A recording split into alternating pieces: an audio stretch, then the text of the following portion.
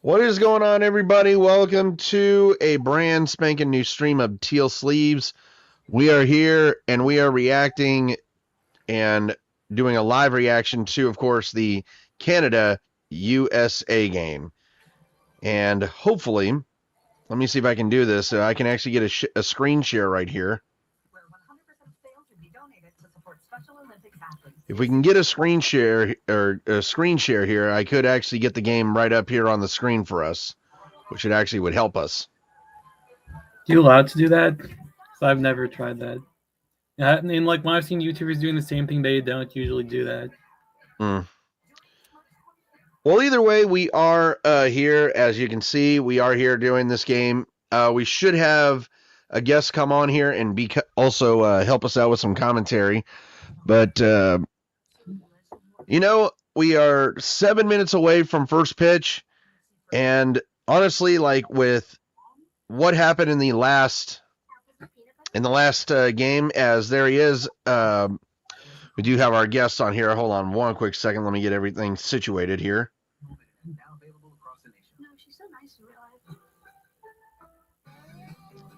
So I would like to introduce Dom Skeen to the stream. What's going on, dude? How you guys doing? Oh, wait, hold up. Gotta get our lid There on. we go. There we go. Everyone's got to get their USA gear on. But yes, Dom is going to help us out here with the color commentating as well. Of course, right now the United States are playing as the away team, so they will be batting first. And, honestly, this is something that I was very frustrated with. This is something that the United States needs to take seriously in this game. They have got to take this game seriously, unlike the last game where manager Mark DeRosa is just catching some flack, and I don't blame the media for doing that. And I mean, Joe, that last game against Italy, look, we can say everything that we want to about that, but we gotta give Italy some credit. That team is sneaky good. Yeah, like honestly, before the tournament, I felt like they had a chance to make it out of the pool, and then they ended up doing it, which didn't surprise me that much because most of their players have MLB experience, but then they showed up when they needed to. Yeah, Dom, I'm curious about what you thought about that USA Italy game, because again, it looked like nobody was taking that game seriously, not even the stars. Absolutely. Well, I got to be honest, and my big motto on my channel, I have 3 core values, and those are want to know every pitch, stay stoic, and all glory to God. And when you look at what Team Italy did, they were my sleeper team in this tournament as well.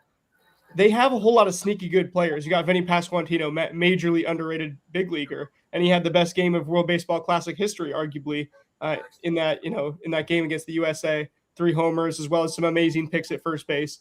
You go see Jacob Marcy, and even these guys like Zach DeZenzo down the lineup. They're pitching, massive batted ball luck. I mean, that's what can happen in the World Baseball Classic. And you look at all of Team USA's games, they were only leading Brazil by 2 or 3 runs for the majority of that game. They were down by a run to Great Britain, who homered on the first pitch of that game. Mexico was a close game pretty much the whole way through. Never was a blowout, or Mexico was always in that one. And then Italy obviously puts up 8 runs before the U.S. even gets one and ends up winning that game. So I thought it was more of a batted ball luck thing, a baseball being played in small sample sizes sort of thing. I do think that the lineup, and Mark DeRosa not knowing these really arbitrary rules, it was kind of confusing that, okay, like you are the Team USA manager, you should probably have an idea of this going into it. But I'm definitely on not quite. I'm definitely kind of in the camp of I understand where he's coming from. I understand that he's looking at this game, and I mean, to be honest, I thought when USA had beaten Mexico that they had advanced as well, because the rules in this tournament. I did too. If you actually look back on the stream that both me and Joe did, I said right there that we were advancing. So I did too. I mistook that well. Yeah, that's and the other thing I think is that, like, even if you do play some of the best players in this game, I don't know if Bryce Harper or Cal Raleigh would have made the difference.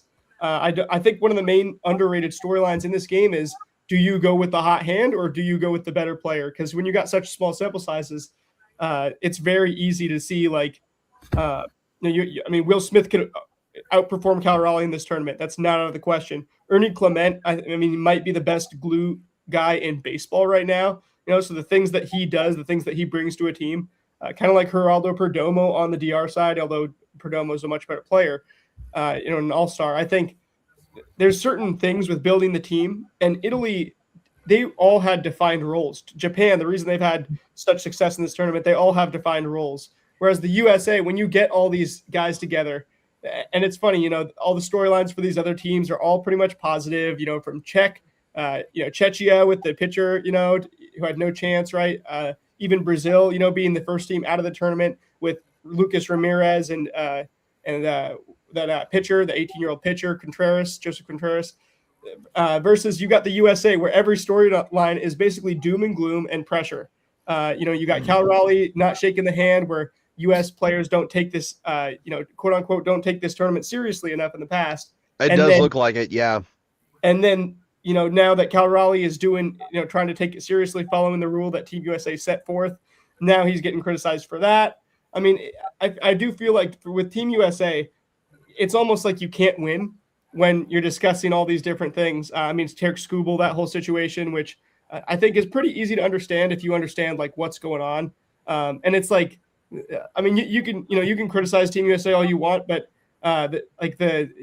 everybody out there getting these, storylines going, it is what's popular and stuff.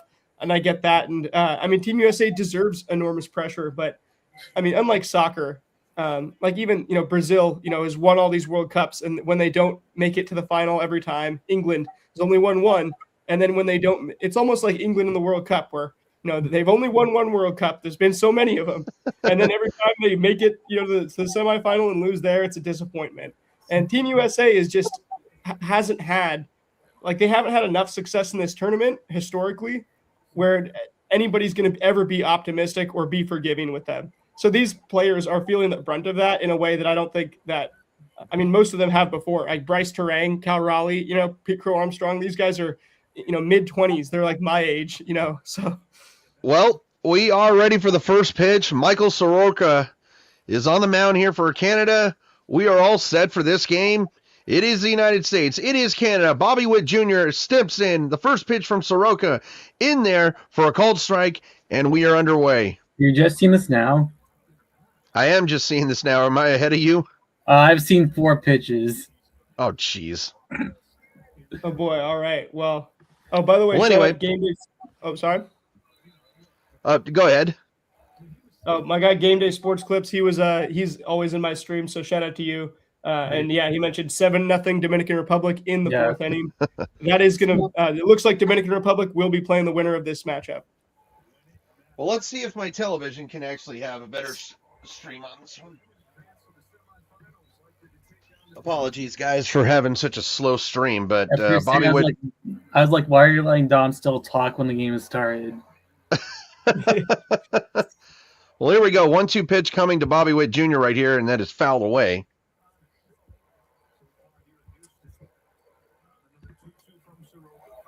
I got a 1-2 count. You guys got the same? I have 2-2 with 7 pitches thrown. I've got 1-2, 4 pitches thrown, so we're definitely a little slow on everything. But I'm trying to find my remotes and everything. But apologies on this side, guys.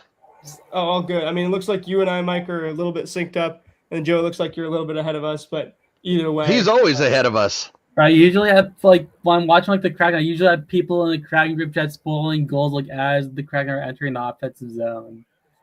And well, do me a favor, Joe. Go to the TV app instead of Xfinity, and I guarantee you we'll be locked up. But here we go. Bobby Witt Jr. with a 2-2 count on him. 6 pitches in. I have this Insignia Amazon TV, so I don't know. Could go on Fox since I'm connected to Wi-Fi and see if that does anything. Yeah, I will say this. The winner of this game does play, of course, I'm going to go ahead and say it right off. The winner of this game is going to be playing the Dominican Republic, and that's going to be a tough match. 2-2 pitch coming here to Witt Jr. is outside for a ball, 3 balls and 2 strikes. Soroka throwing 3 pitches so far in this one. No swinging strikes, 9 pitches through his first 9 pitches. And Bobby Witt Jr. taking a long at bat right here. Right. Good first walk right there. Good walk right there by Bobby Witt Jr. to take it, and that's going to be a key here for the United States in this one is you take your walks when you get it. And one thing that I'm going to say right now, Dom, and I think both Dom and Joe can agree with me on this, Bryce Harper, he's got to do better. That at bat in that game against Italy, you can't be swinging for the fences on that one. You got to just find a way to get a base hit. He's real streaky right now. Hopefully it turns into a hot streak, I mean, how often does Bryce Harper really have good plate discipline? I'm not sure that's something that as he swings and misses at that pitch. Yeah. Bryce is a guy where you're just hoping he gets hot. He's kind of like Randy Arozarena in that way. Well, here's the 0-1 on the way to Harper, and it is a ground ball foul. It looks, I mean, Randy has gotten much better with plate discipline and walking. That's something that Harper, I mean, a little bit older, a little bit better. Well, for those watching at home, there's the GOAT himself, Ken Griffey Jr. photographing this game again. I have the game on the Fox app, and I'm seeing this is the 14th pitch. And here's a fly ball, center field. That one's going deep at the wall, and making the catch is Denzel Clark, and Bryce Harper gave that one a ride. Yeah, I'm definitely still ahead of you, even though I'm watching on a different app. Yeah, unfortunately, we can't get synced up. Unfortunately, so that's a shame. But it's all right. That's all right. Everyone streaming service is different. We're never at the same. But Harper definitely gave that one a wide. That was a great swing by Bryce Harper. And here's Aaron Judge now. That was a homer in 24 out of 30 ballparks. 680 expected batting average. I mean, that is just batted ball luck. Bryce Harper in most ballparks in the MLB has a homer there. So exactly, he's definitely seeing it. He sees the I think that was a slurve from Soroka, but you got a good feeling that eventually one of those is going to go out and his stats will round into form. Well, Judge ahead in the count here, 2 balls and no strikes. So Judge is sitting very well. And you just got to feel for Bryce Harper because he really wants to do well in this one. Here we go. Soroka is ready. Here's the 2-0 on the way. There's a line drive down the left field line. That's going to go all the way to the fence. Bobby Witt Jr., he's got good speed. They're not going to send him. And the runners, it'll be at second and third, with 1 out here. So there you go. Nice at-bat right there by Aaron Judge. And the United States has got something going. Joe, I mean, that was an absolute rocket off Aaron Judge's bat. Yes. There's just a weird, I don't want to spoil it, but there was just a weird play that distracted me right after this. So I'll have to pull up the highlights to remember what you were talking about. Soroka really avoiding the strike zone right now. He's got to command it more if he wants to get. Well, there's a ground ball. That's a weird play. The run's going to score, and Canada looked like they were confused on that. But as of right now, the United States has drawn first blood in this game. It is 1-0. And Dom, I'm going to say this right now. It's been an interesting year for the United States-Canada rivalry. The USA, of course, taking 2 gold medal games in the Olympics with both men's and women's hockey. And now it seems to come down. It always seems to come down to the Americans and the Canadians in the big ways. Oh yeah, I mean, hey, we got their sport. Will they get our sport? They're gonna have to come back to do it now. Bregman fouls one back. Man, that was a good rip by Alex Bregman.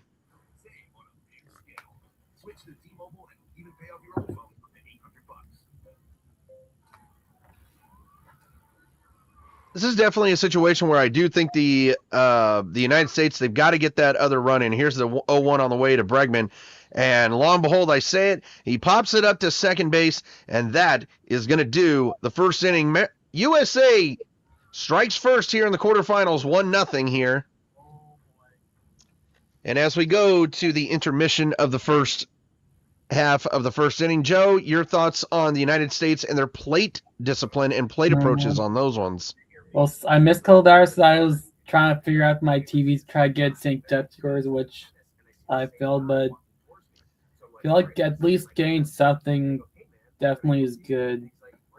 You can actually do this on your laptop. You can actually pull up a new window and go to the TV app. I've been doing it on my TV because I like having a bigger screen to watch. Fair enough. I can't rewind it like a minute. We just gonna have to deal with it, I guess. I streamed the whole last game and it was the Mexico game. I streamed it all with 3 other people, and everybody was at different times, but it ended up working out just fine. So even if we can't get synced up, it is what it is. Yep.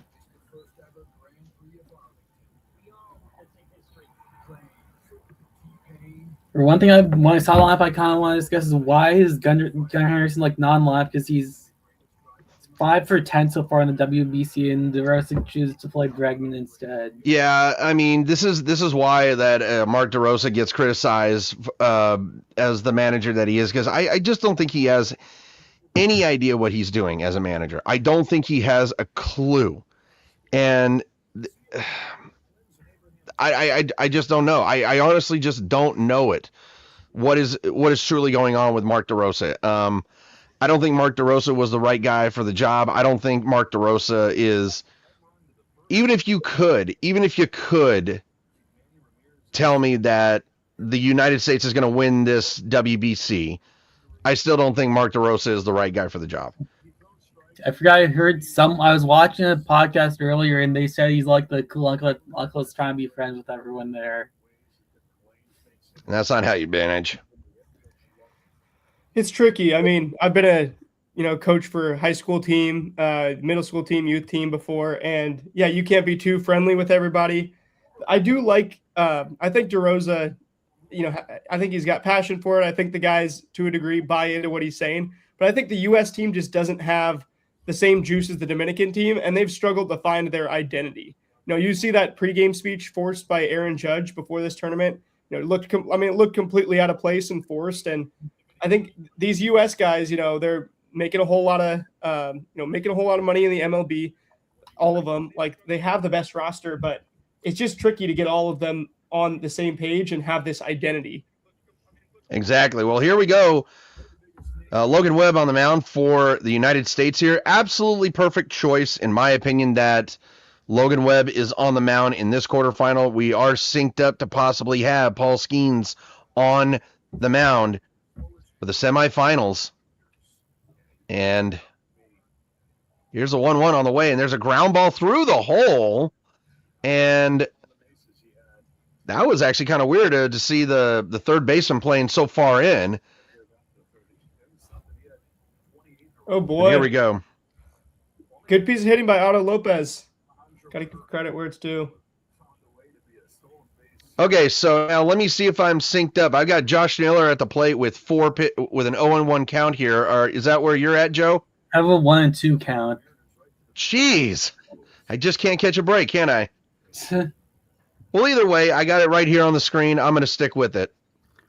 So here we go. Josh Naylor, the Mariner. And this is going to be interesting because, I mean, Josh Naylor, I mean, this is the biggest stage for him as far as he was last year. Here's the 0-2 on the way, and it's slow for a ball. 1 ball, 2 strikes. Joe, I will say this, man. You're doing a good job as color commentator. I'm giving you some credit that you are ahead of us, and you're keeping us in suspense. So I appreciate that. Here we go. 1-2 pitch coming to Naylor. And that'll be fouled off.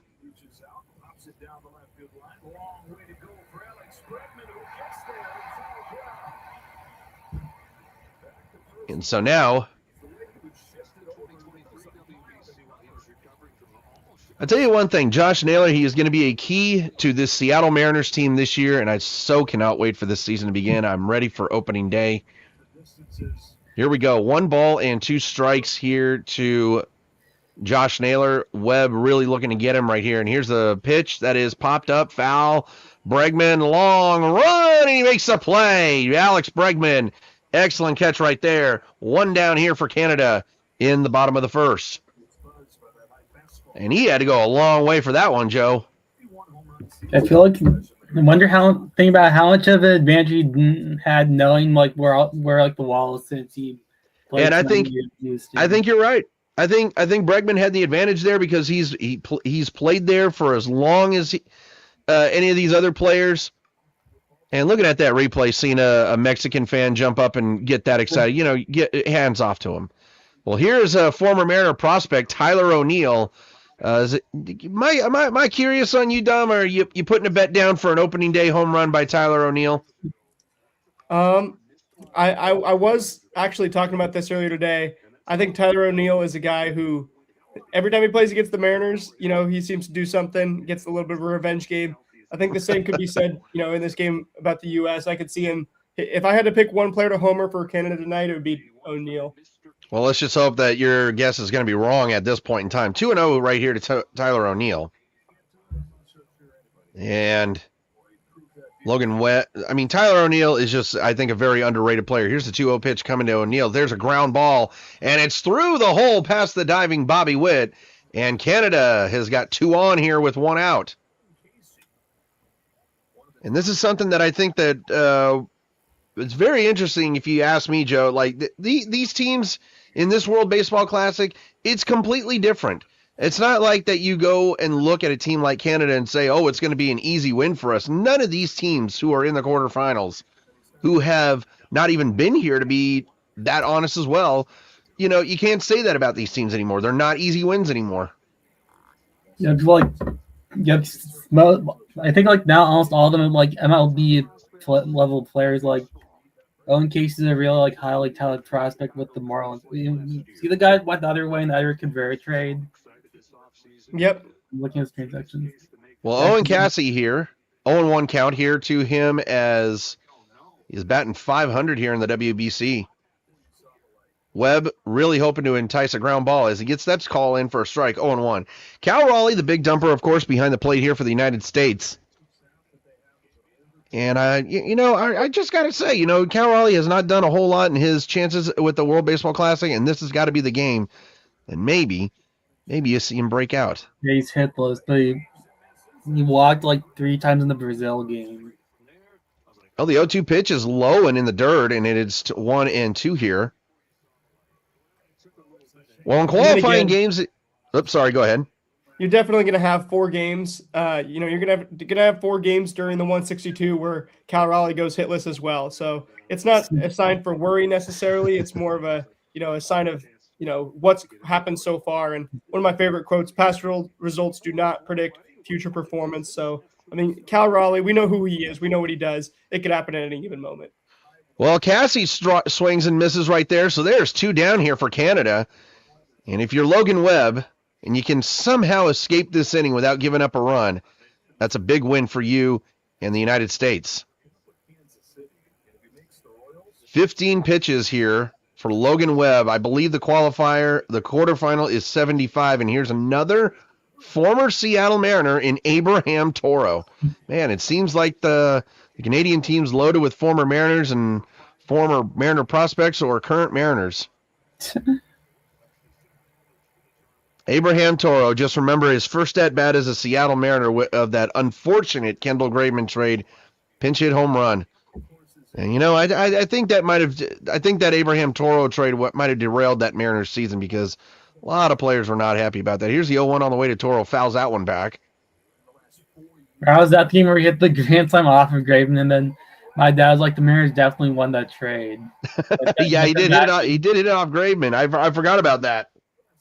But then the Astros ended up getting a World Series out of it, so I guess you could say they won. Or how long was Graveman on? Or they at least got to the World Series that year.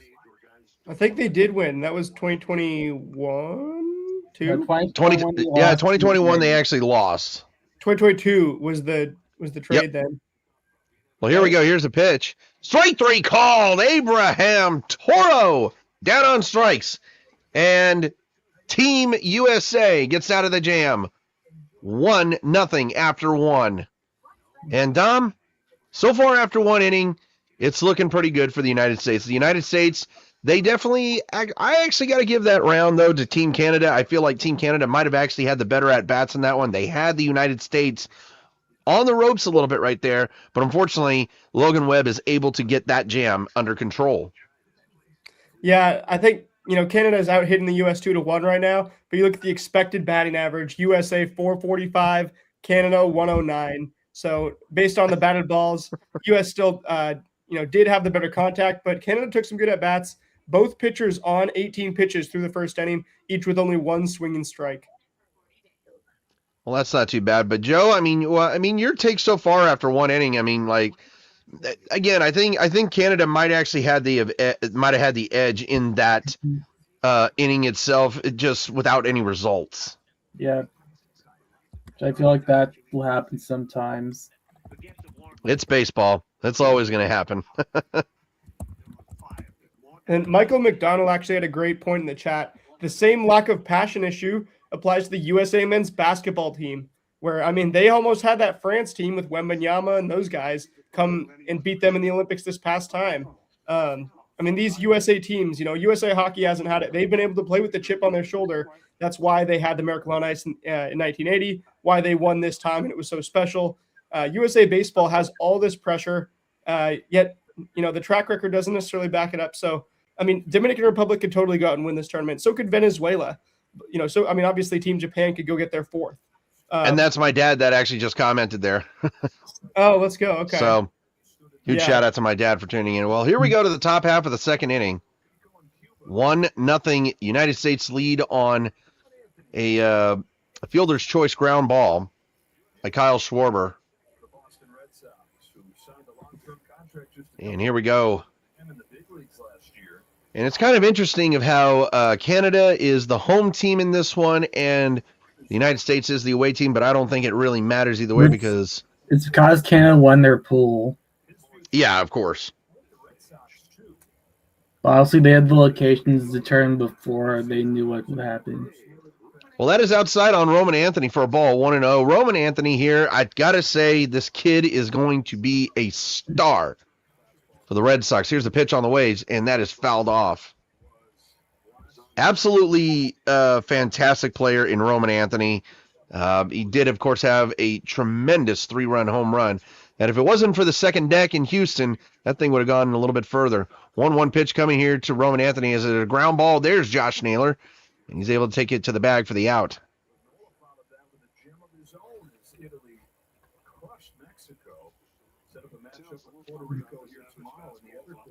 Well, here we go. I think the pitch count here for here in the quarterfinals is 75. Am I not correct? I believe so. That's what it was for the pool play as well, I believe. Well, here's Big Dumper now with one out, and let's see if Cal Raleigh can. Finals. Say what? It's 80 pitches for the quarterfinals. 80 pitches. So there you go. Get a little bit longer leash on these pitchers. I also wonder how much would would all B teams allow Team USA? That is in pitchers. Foul ground, and Bo Naylor reaches out and snags that one. So the Naylor brothers making plays here in the second inning for Canada. And Cal Raleigh is now 0-for-7 so far in this WBC. Nothing really to worry about, though. He's going to go 10 at-bats without a hit. It's nothing to freak out about. Well, Bryce Terang, who is one of the most talented kids on this WBC roster for the United States, is up, and here's a pitch. It's outside for a ball. I got to say this. When it comes to the Milwaukee Brewers, they have got a special player in Bryce Terang. That kid is absolutely going to be such a future star for them. Here's the pitch on the way, and it's outside for a ball. 2 balls and no strikes. Brewers are just one of the most underrated teams in the MLB. I mean, made the NLCS last year. They have so many good players. I mean, William Contreras didn't even have his best year. Some of their pitchers, even though they lost Freddie Peralta, they have such good development. I'm excited to see what they do with Chad Patrick, Logan Henderson this year. Again, agreed. And Jackson Churio, I mean, come on, that kid is amazing. He's really underrated, and I can't believe that Venezuela has been sitting him against the platoons. Yeah, see that I don't understand that. Joe, you were gonna say something? I remember when the Brewers came to Seattle last year and just realized how underrated their offense was, because I remember there was one game they had like 20 hits and it was like mostly singles, so it just showed like a bunch of guys could get hit any time. Yeah, that was annoying. It was a bunch of players I've like never heard of too. Well, 3 balls and 2 strikes here to Bryce Terang as he's looked at them and fouled them off. Here's the pitch, and another one goes foul. That's a 96-mile-an-hour sinker from Soroka.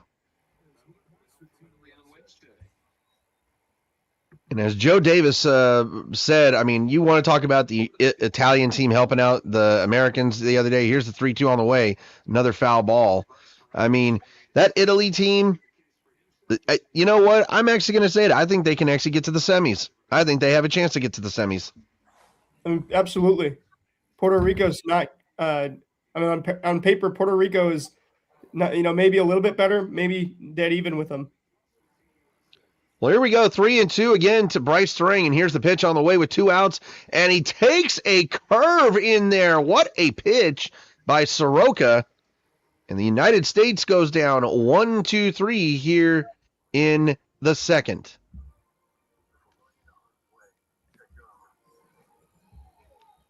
Well, getting back onto what we were saying, Dom, I mean, yeah, and Joe, like, I mean, this Italian team, like, there is nothing but major league talent on there, and they are just such a high, I think they're a team that nobody's even paying attention to right now, and I think that's the worst thing that you could do to a team is not give them a look.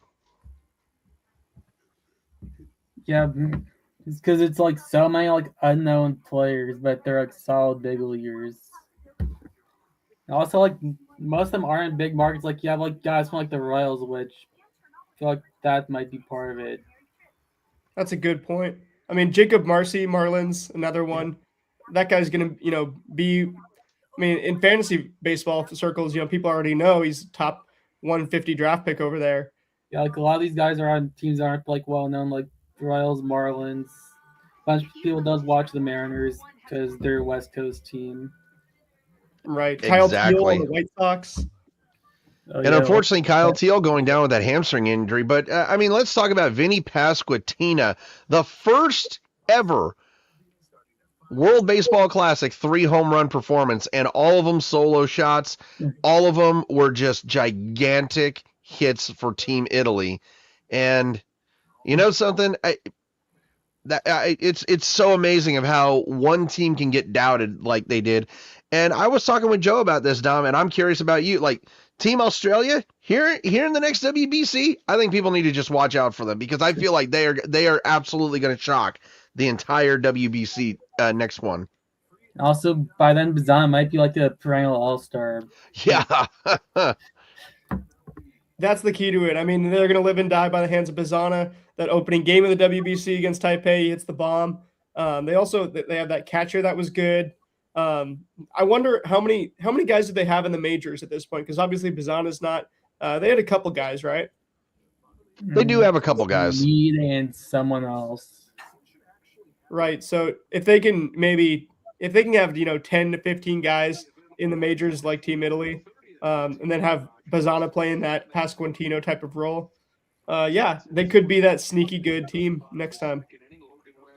Well, here we go to the bottom half of the second inning.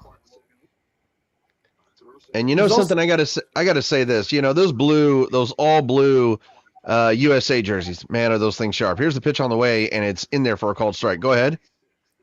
Oh, yeah. There's also a recruiting element, almost like college football, to this World Baseball Classic where, guys want to play for Team Netherlands, Team Italy, then more guys join in. So if you have Bazana and perennial all-star, then you might have other guys who find some Australian descent somewhere down the line who join up and play for Team Australia.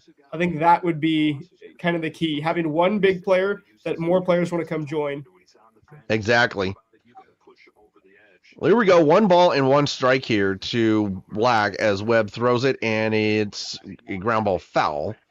want to bring up one of the first World Baseball Classics. What was it, back in 2009 in Team Netherlands? We had a friend of mine actually play for them.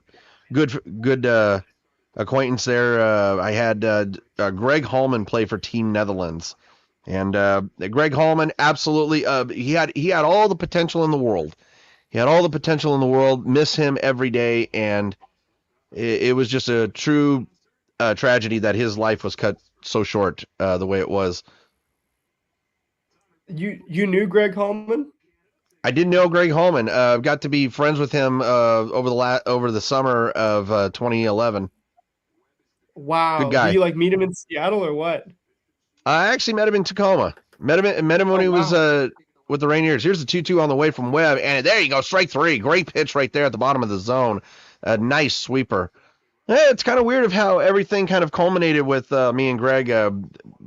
Former friend of mine left me at the ballpark because he was going to give me a ride home, and unfortunately, Greg saw me sitting there and he decided to give me a lift home. But we connected on Facebook from time to time. I went to the ballpark every now and then to watch him play, and of course, got to see his first home run ever hit at Safeco Field at the time, and we went across the street to the Pyramid Brewery before I got shut down, and not only got to meet his mom, but also meet his brother. Wow. And then the news when it came, it was shocking because when I met his brother kind of definitely did not, the vibes were not really clicking here. Bo Naylor up right now. He's got a 2-0 count here to Logan Webb, and it is 3-0. That actually was a strike right there in the zone. Now, Bo Naylor, as they see, 4 for 13 in this WBC for Team Canada. Webb is not looking to walk anybody, and here's the 3-0 on the way in there for a strike. 3 balls and 1 strike. Still just one swinging strike for each pitcher. 28 through 28 for Logan Webb, 31 for Soroka. It's just pitching around the zone, painting the edges. This game could be won on walks. Definitely, as Bo Naylor sends one into left field for a base knock. So the Team Canada, they got themselves a runner on here with 1 out. And Denzel Clark, who probably made the most incredible catch last year for the Oakland Athletics. Oh, excuse me, the Athletics, just the Athletics. But I think it's funny because so many people say that the announcers ruined the call on Denzel Clark's home run. I don't think so. I don't think so. But here we go. Here's a pitch on the way to Denzel Clark in there for a called strike, 0-1. And you're absolutely right, Dom. I mean, these pitchers, they're not getting these guys to chase anything. They're not getting them to swing at anything. They're just getting them looking at this point in time. Yeah, and of course, as soon as I say that, we're going to get some more offense. So, well, here we go. Here's the pitch right there at the bottom of the zone. Absolutely perfect sinker right there by Logan Webb. That is 0-2 to Denzel Clark. And that is definitely the pitch that you want to throw to entice a ground ball, probably get a double play to end this inning. But Cal Raleigh, another great frame job right there. Oh, yeah. Here we go, 0-2 on the way. There's a ground ball. This could be 2. There's Witt. 1 there. Relay to first. Not even close. Denzel Clark. Too much speed. They do get the force at second base. But Denzel Clark, wow, that is some very quick speed. And there is a reason why he plays the position of center field. He's underrated real-life player, not as big in fantasy baseball circles, anything like that. You know, the betting fronts, his name might not be in there unless he makes the big catch. But in real life, he's a good baseball player. He is. Here's the pitch on the way to Julian. Line drive. What a play right there, Bobby Witt Jr. And that's why Bobby Witt Jr. is one of the top shortstops in the American League. Excellent play by Witt Jr. That is the end of the second. And we head to the third, still 1-0 United States. Well, Joe, I'm curious, man. So far, 2 innings in. I mean, what's your take on this entire game so far? I feel like this game will be pretty tight based on what we've seen so far. Because Soroka had a much better inning last inning. And yeah, my TV turned kicked me out of the stream for a little bit, but Webb you had one hit from what I heard. Well, Dom, I mean, so far 2 innings in, man. I mean, we said last inning that Canada kind of won that inning, but I feel like the United States might have won that one. Yeah, I mean, you referenced that Dominican game from earlier today, DR and Korea. You had 2 innings. 38-year-old Hyunjin Ryu out of the big leagues manages to keep DR at bay with some batted ball luck. And then I think the 3rd inning, it might have been the 2nd, but I think it was the 3rd inning where everything falls apart. 3 runs, nearly 5 given up. That's the type of thing that can happen for the USA at any moment. So if Soroka keeps, if he can't get some more swing and miss, I think he's going to run into some trouble pretty soon. I hope to God you're watching this stream and looking at this commercial that Cal Raleigh is doing, because what in God's that was crazy. I'm seeing like a governor ad right now. I just saw a GMC commercial. Now I'm seeing. I just saw him do a commercial for a plumbing company, and I have no words. I have no words. It looked like a production of the Muppet Show. I've seen that one. That one's good. But I mean, let's also say this, man. Like, I mean, those blue jerseys for the United States, those things are sharp. I think those ones are a little bit sharper than the white jerseys. I know Joe put out a poll. You put out the poll on your IG about that, and I definitely voted blue, but I don't know. I like both of them. I personally like white jerseys because they're kind of clean. Navy jersey, I feel like it's solid, but it looks kind of like a BP jersey. That's a good I can actually see that too. Yeah, it definitely does look like a BP jersey. Like the spring trainers that they wore 15 years ago, it looks kind of that style. Oh yeah, I actually had one of those, the Ichiro one back in the day. Well, here we go to the top half of the 3rd inning as Pete Crow Armstrong takes a call ball outside. Here's the 1-0 on the way, and he swings and misses at that. Pete Crow Armstrong with some big swings in that Italy game to try to get us back into the game. And unfortunately, the United States just came up short in that game. 1 ball, 1 strike here. Here's the pitch, up and away for a ball. And this is the one thing that I'm seeing right here on the stream that I really wish that they would stop doing, is interviewing coaches right in the middle of innings. I really wish they would stop that. 2-1 here to Pete Crow Armstrong. There's a line drive off the glove of Josh Naylor. No one is covering first, and PCA has a leadoff single. Josh Naylor, I'm telling you right now, I feel like Josh Naylor is going to compete for a Gold Glove at first base this year. Absolutely. And you know something? I feel like he's going to have a 30-30 season, because for a big guy, that man can steal some bases. I mean, 30 was a lot last year. He really turned it on when he got to the Mariners, though. And if Dan Wilson, in his first full season, Dan Wilson had a real willingness to let the big guys run, the sneaky fast guys, the quick guys run, not just the fast guys. So if we see more of that, then him and Cal could both get 20. Never know. 1-0 here's to Bobby Witt Jr. Soroka's got the call, and here's the pitch on the way to Witt Jr. Outside ball 2. 2 balls and no strikes. Once again, another key for this United States team right here. You got to work the count. I feel like they did not work the count when it came to Team Italy. They were just swinging at everything. It only came down to the last few innings of where they were actually being patient. 2-0 here to Bobby Witt Jr. Here's the pitch. On the way, outside ball 3, and Bobby Witt Jr. is sitting nicely in the driver's seat.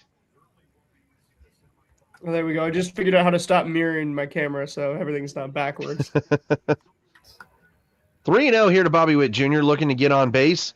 Put 2 on here for the United States with nobody out. Here we go. 3-0 pitch on the way, and it is in there for a called strike. Of course, they're always going to throw a strike on 3-0. But I'm telling you this right. Go ahead. Oh, you're going to take it 3-0 as well. Oh, yeah, you're always going to take it. But I'm going to say this, though. If the United States can get to Miami and face the Dominican Republic, here's the 3-1 on the way. There's a ground ball to short, And there's one. They're not going to get two. They're not going to get two. Bobby Witt Jr. is just a little bit too fast. He'll go down as a fielder's choice. But getting back onto what I was saying, right now the Dominican Republic, here going into the 8th inning, 7-0 lead over Korea. So I'm going to go ahead and assume right now that the Dominican Republic is going to be playing in the semifinals there in Miami. And you got to think about this. If you're Team USA and you win this game and go down to Miami, you're going to be dealing with a hostile crowd there, because those Dominican fans, those are some of the most passionate baseball fans next to Japanese fans, in my opinion. They're crazy in that one night exhibition game that was hosted in the DR. Oh my God, it's amazing what they do with exhibition games, and you know what? I love that passion from those fans. Yeah. I love what the Japanese fans do. Japanese fans and Dominican fans, some of my favorite baseball fans, because they have that passion. It would be pretty fun to see the DR host pool play in a future WBC. Oh, yeah. 0-1 here to Bryce Harper. And the pitch. Swing and a miss. And it looked like Bryce Harper was definitely swinging for the seats right there. But you got to think about this. If you're Bryce Harper, it's not a bad idea to go Oppo Taco, because you got the short porch there with the Crawford boxes. 0-2 here to Bryce Harper. And they'll throw back and get Bobby Witt Jr. back to the base.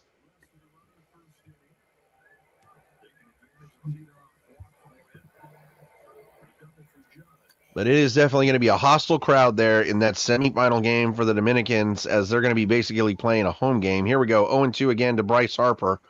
Inside, ball 1-2. And Dom, I got to say this, man.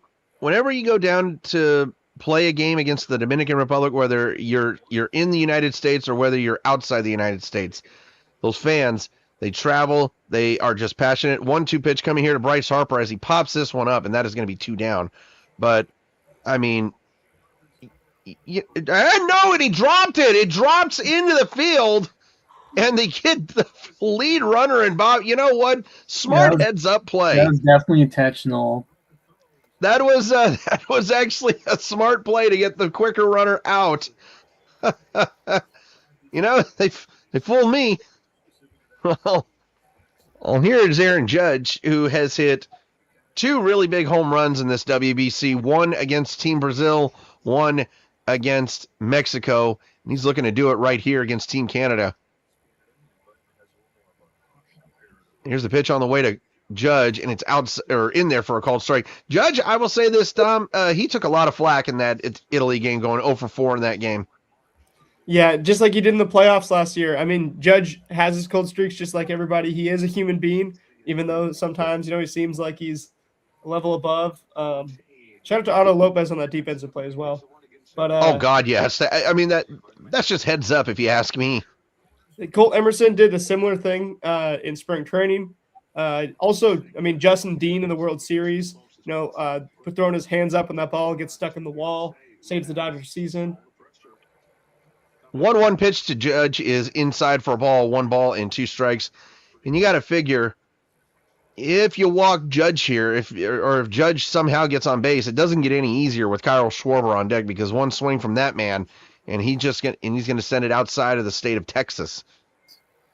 Here's a 2-1 on the way. Low for a ball, 3 balls, 1 strike. And of course, Schwarber, he's had some big moments for the United States, and he, of course, hit one of the biggest home runs against that Team Japan in the last one. 3 balls, 1 strike here to Aaron Judge, and here comes the pitch. Outside, ball 3, and just like I said, you walk Aaron Judge, and it doesn't get any easier, even with 2 outs, because now you got to deal with Kyle Schwarber. But this was definitely a heads-up play here by Lopez to get the lead runner in Bobby Witt Jr. to get the quicker runner out. And looking on the replay, Denzel Clark even was kind of curious about that. Here we go. First pitch to Schwarber on the way, and that is outside and low for a ball. Want to know? Well, you got to admit this. I mean, you walk Schwarber here. I mean, it's kind of a win, because you don't ever get him a chance to swing the bat, as the 0-1 or 1-0 is in there for a ball. 2-0. But it still doesn't get any easier with this lineup. This is one of the most star-studded lineups that the United States has put together. And you can only imagine here, you can only imagine in the next WBC of just how bigger it's going to get. 2-0 on the way, right there down Main Street. And I'm really surprised that Soroka gave Kyle Schwarber a cookie and he didn't bite at it. Schwarber still ahead in the count here. 2 balls, 1 strike. Here's the pitch on the way from Soroka. And that's a ground ball, number to third base. This is going to be a tough play. Throw to first, and he is safe. And the bases are loaded here for the United States. And if you had an infield single by Kyle Schwarber on your bingo card, I would be calling you out because you would be saying I had the Rowdy Tellez infield single on my bingo card. But that one took a wicked hop. And I don't think there was just anything. There was nothing that Abraham Toro over there at third could do. And even if you do throw that ball right on the money, I mean, Schwarber beats it. Well, here we go. And they're doing Mount Business, and my TV suggesting and Bregman has a chance to blow this game wide open. And this is ironic that it's going to be coming down to Bregman here in his former stadium. I mean, this is the spot for Bregman right here. I mean, this is one of those moments where you can channel your inner David Wright and do an international grand slam right here with one swing of the bat. But I don't know. I don't think that's not Bregman's style. I know that. That is his style right now. He is a smart hitter, and he's looking to just put one in play and get at least 1 run, if not 2. You put it into the gap in right or left center field. You got 2 runs here. It's Soroka versus Bregman. Here we go. Here's the pitch on the way to Bregman, up and away, ball 1. And right here, Don, this is what I'm saying, both to you guys. The United States, they are choosing their pitches a lot more wisely than they did against Team Italy. 1-0 here to Bregman. And here's the pitch on the way. And just clip that corner. Great pitch by Soroka. 1 ball and 1 strike. Absolutely great pitch right there. Here we go. Count is even at 1-1. This is a huge moment already early in this game. Here's the 1-1 on the way. And it is just low, but if you had the automatic balls and strikes system right there, and you challenge that one, that would have been a strike right there. Bregman, once again, is in control. 2 balls, 1 strike. He knows that Soroka's got to throw a strike right here. And there it was right there. And I'm a little surprised that Bregman did not take that one. I feel like that was the pitch that Bregman might have been able to put into the Crawford boxes. So the count is even now at 2 balls and 2 strikes. Soroka is set. Here's the pitch. There's a ground ball. Toro's got it. Throws to first. And it's overthrown. It is overthrown into the stands. 2 runs come in. It's 3-0 USA. 2 plays in a row. Abraham Toro throws offline. Wow. And who'd have thought the former Seattle Mariner would be helping out the United States? It is going to go down as a hit. That's got to be Soroka. It's got to be a single and an error on Toro. And that was, I don't care what you say. You know, Josh Naylor could have had a 20-foot ladder, and he would have never gotten that one. The last 2 weren't even in his zip code. I mean, you see the stretches he makes for Seattle. And that's going to do it here for Michael Soroka. That is it. The United States has knocked out Soroka here in the top of the 3rd, and we head to a pitching change. And Joe, Dom, that play right there seems like the one that the United States definitely needed. Yeah. Joe, you see the way that Toro did not set his feet? His feet were pointed like towards the right fielder in that throw right there. Perhaps just see that again. I wasn't looking at that, but I assume it was something like that. Yeah, he's having trouble making the throws from third base. I love the player offensively, Toro. You know, I understood why the Mariners made that Graveman trade, even though it was completely unpopular. It did not help him win that year. I thought he was going to be pretty good for the future, and then I see why they gave up on him. Yeah, 100%. But I mean, like, it's just you got to feel for Abraham Toro at this point in time, because like, that's a play that he's going to be thinking about for now, probably the entire game. And look, the game's not over for Team Canada. It's a 3-run deficit in the third inning. You have 2 outs. You have a chance to get the third out here.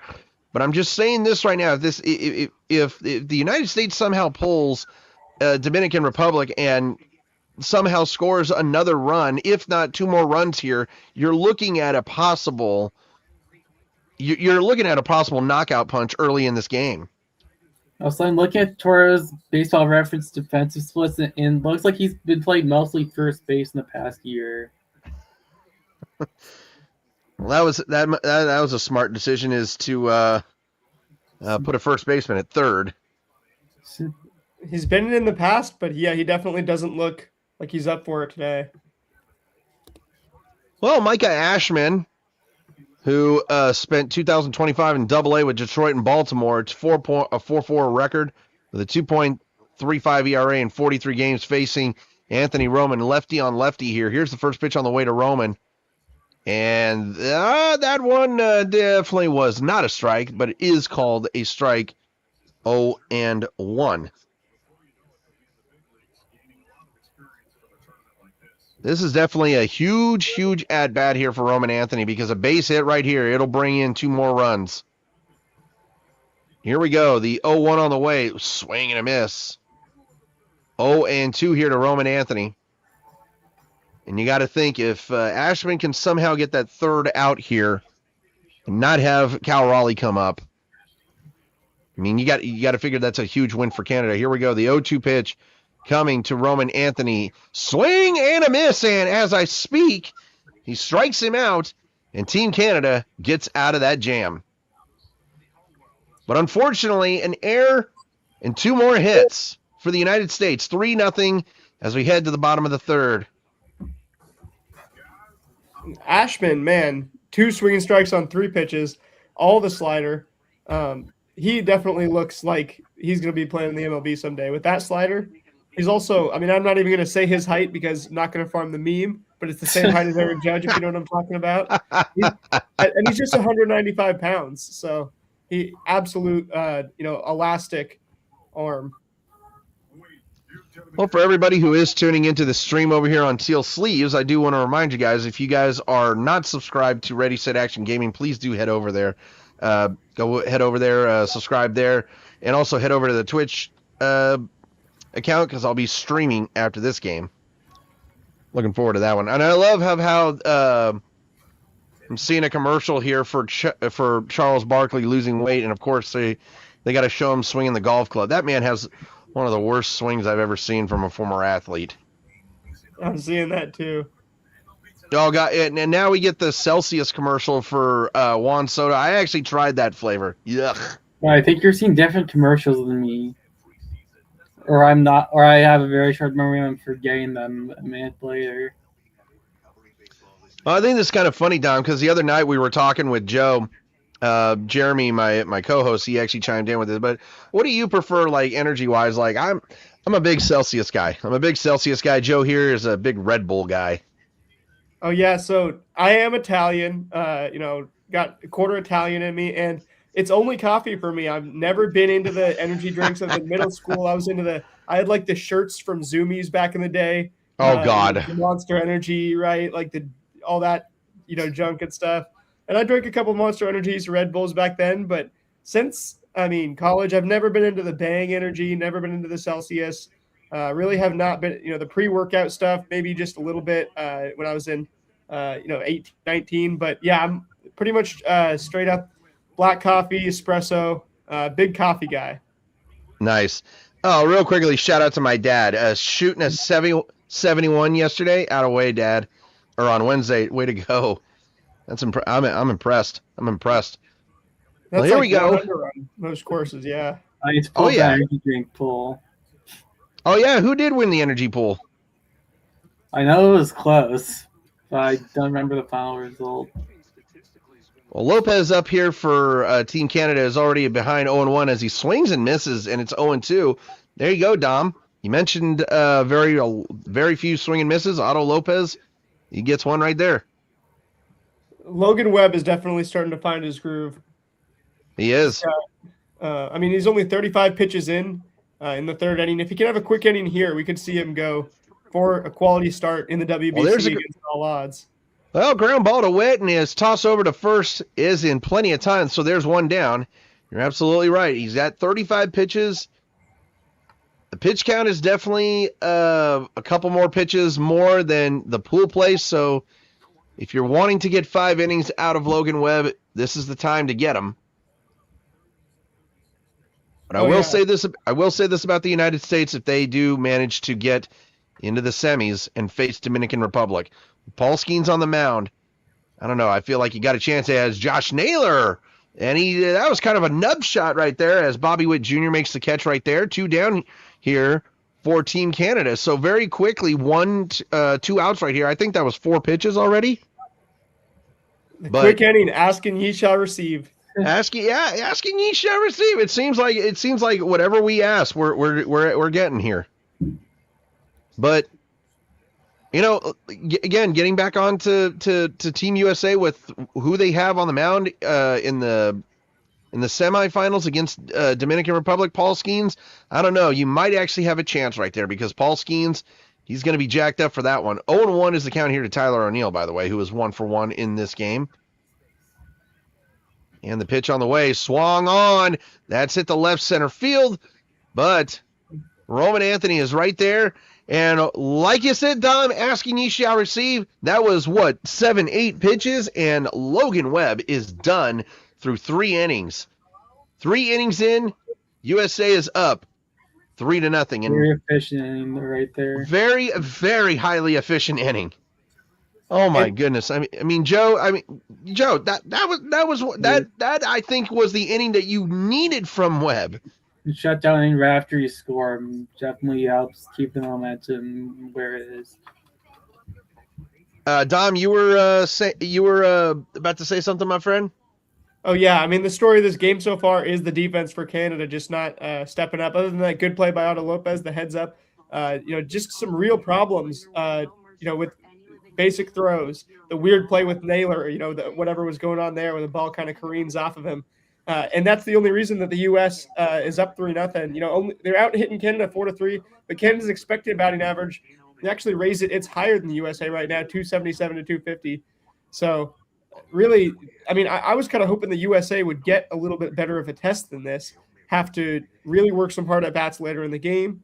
But at this rate, unless Canada got the heart of the order up next time, does something to get back into this game, the U.S. might just be able to kind of ride this the same way that they rode the Brazil game. This was the same lead that they had for most of that game.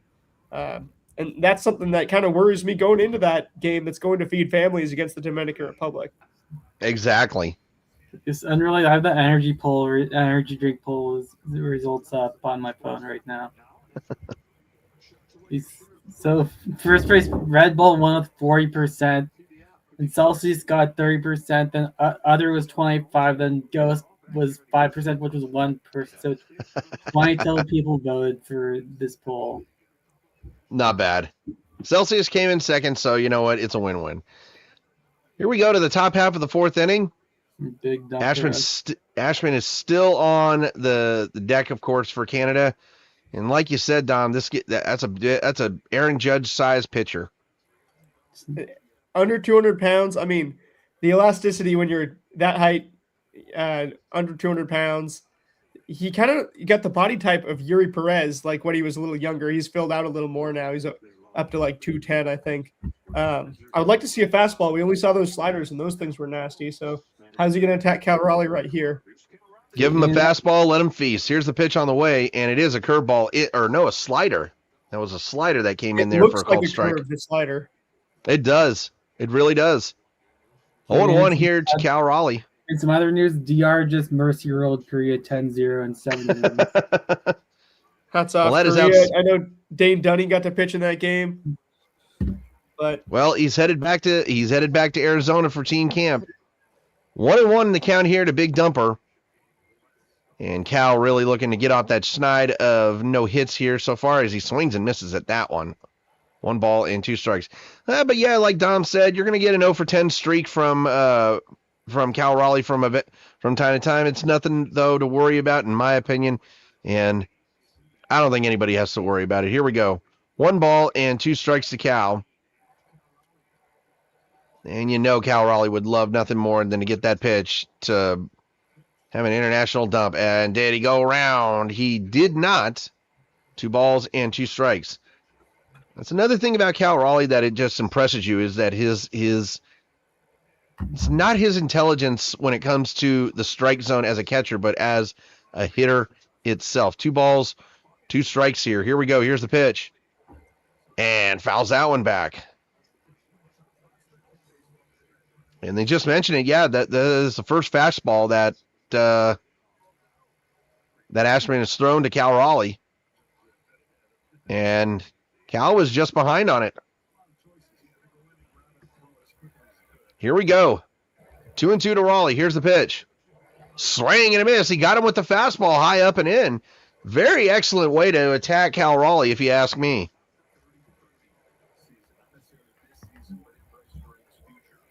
Yep, there you go. They're showing the highlight of Abraham Toro. You're absolutely right on that. He did set his feet in the wrong spot.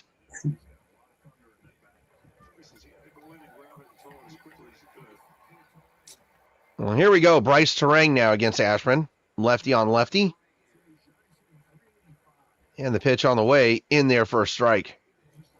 Now he's starting to throw the fastball a little bit more.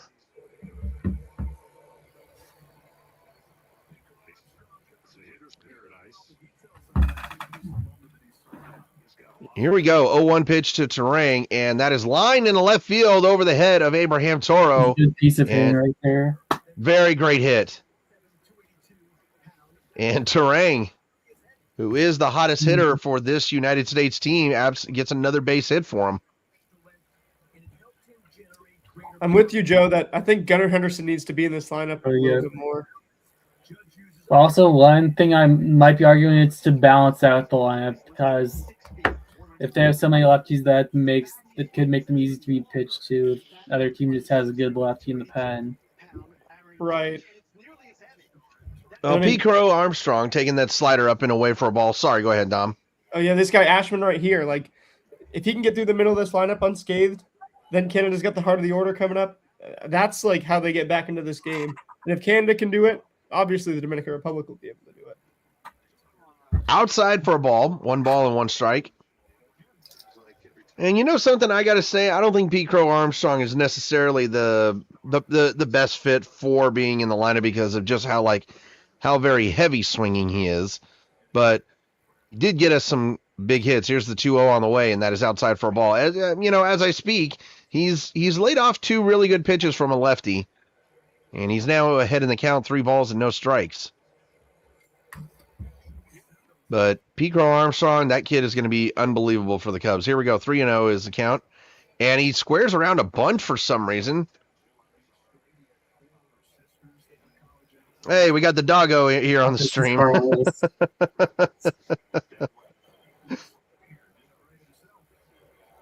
Here we go. 3 balls, 1 strike to Pete Crow Armstrong. And the pitch. Swing and a miss. Goes up and away like Cal Raleigh did. And the count is now full at 3 balls and 2 strikes. Well, let's also talk about this from Team Canada. How about James Paxton the other day pitching his butt off to put his team into the quarterfinals? Absolutely unbelievable pitching performance.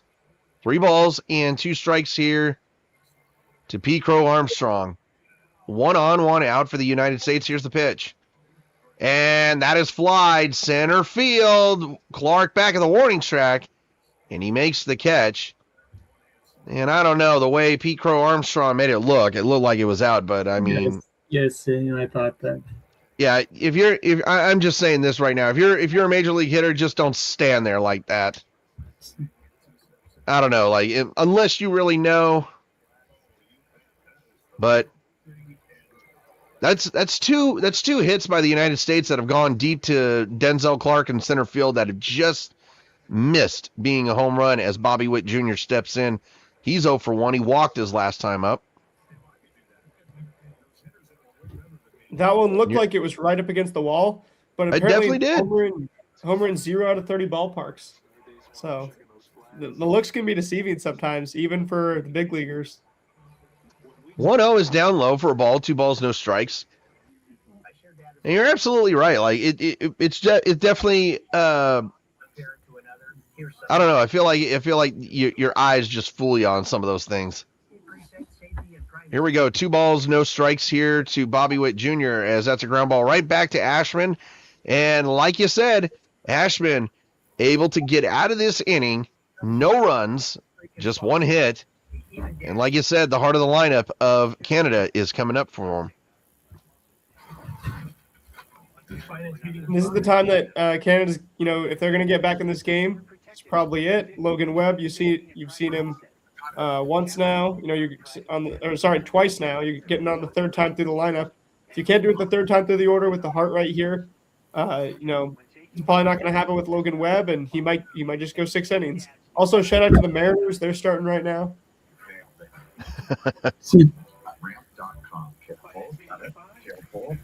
I wonder how many people are choosing to pay attention to that instead of the WBC. Right. Oh, yeah. Especially the game not being televised. Cade Anderson apparently threw the first pitch of this game, a 62-mile-an-hour curveball.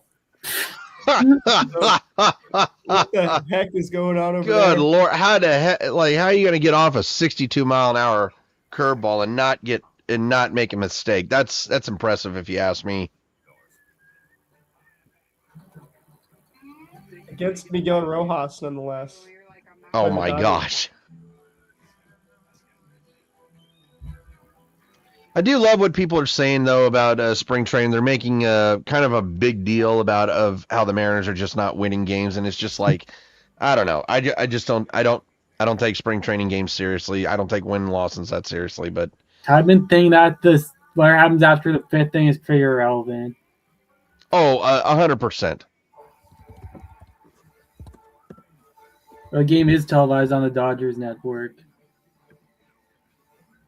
I am going to say, I don't know if it's showing on your end, but that Budweiser commercial, that Super Bowl Budweiser commercial with the Eagle, I mean, that's one. That Eagle commercial, I think, was the Super Bowl commercial of the Super Bowl.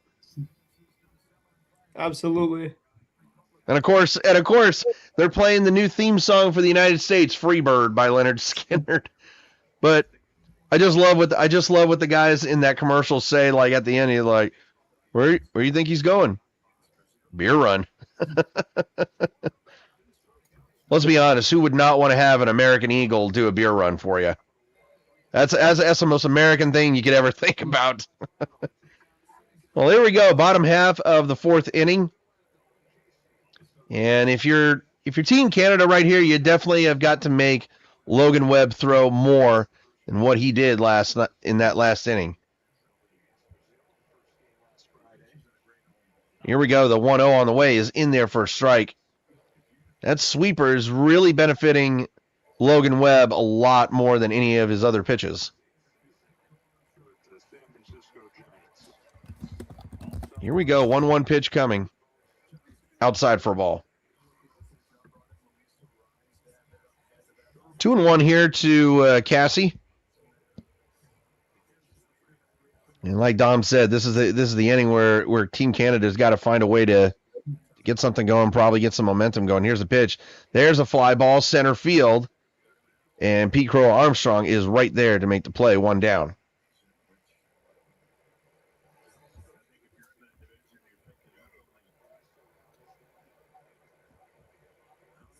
Tell you one thing. So far in this game, I don't know. I feel like this game might be exceeding my expectations a little bit. Never thought that the United States... I thought the United States would strike first, but I didn't think that they would have an inning the way they did as Abraham Toro steps in here. And Toro kind of definitely looking to make up for his error as he looks at a changeup for a called strike. I don't know, one swing of the bat right here by Abraham Toro, and you're definitely back into the, you're not technically out of this ball game right now, but one swing and you could be back in it. Here's the 0-1. 1-1.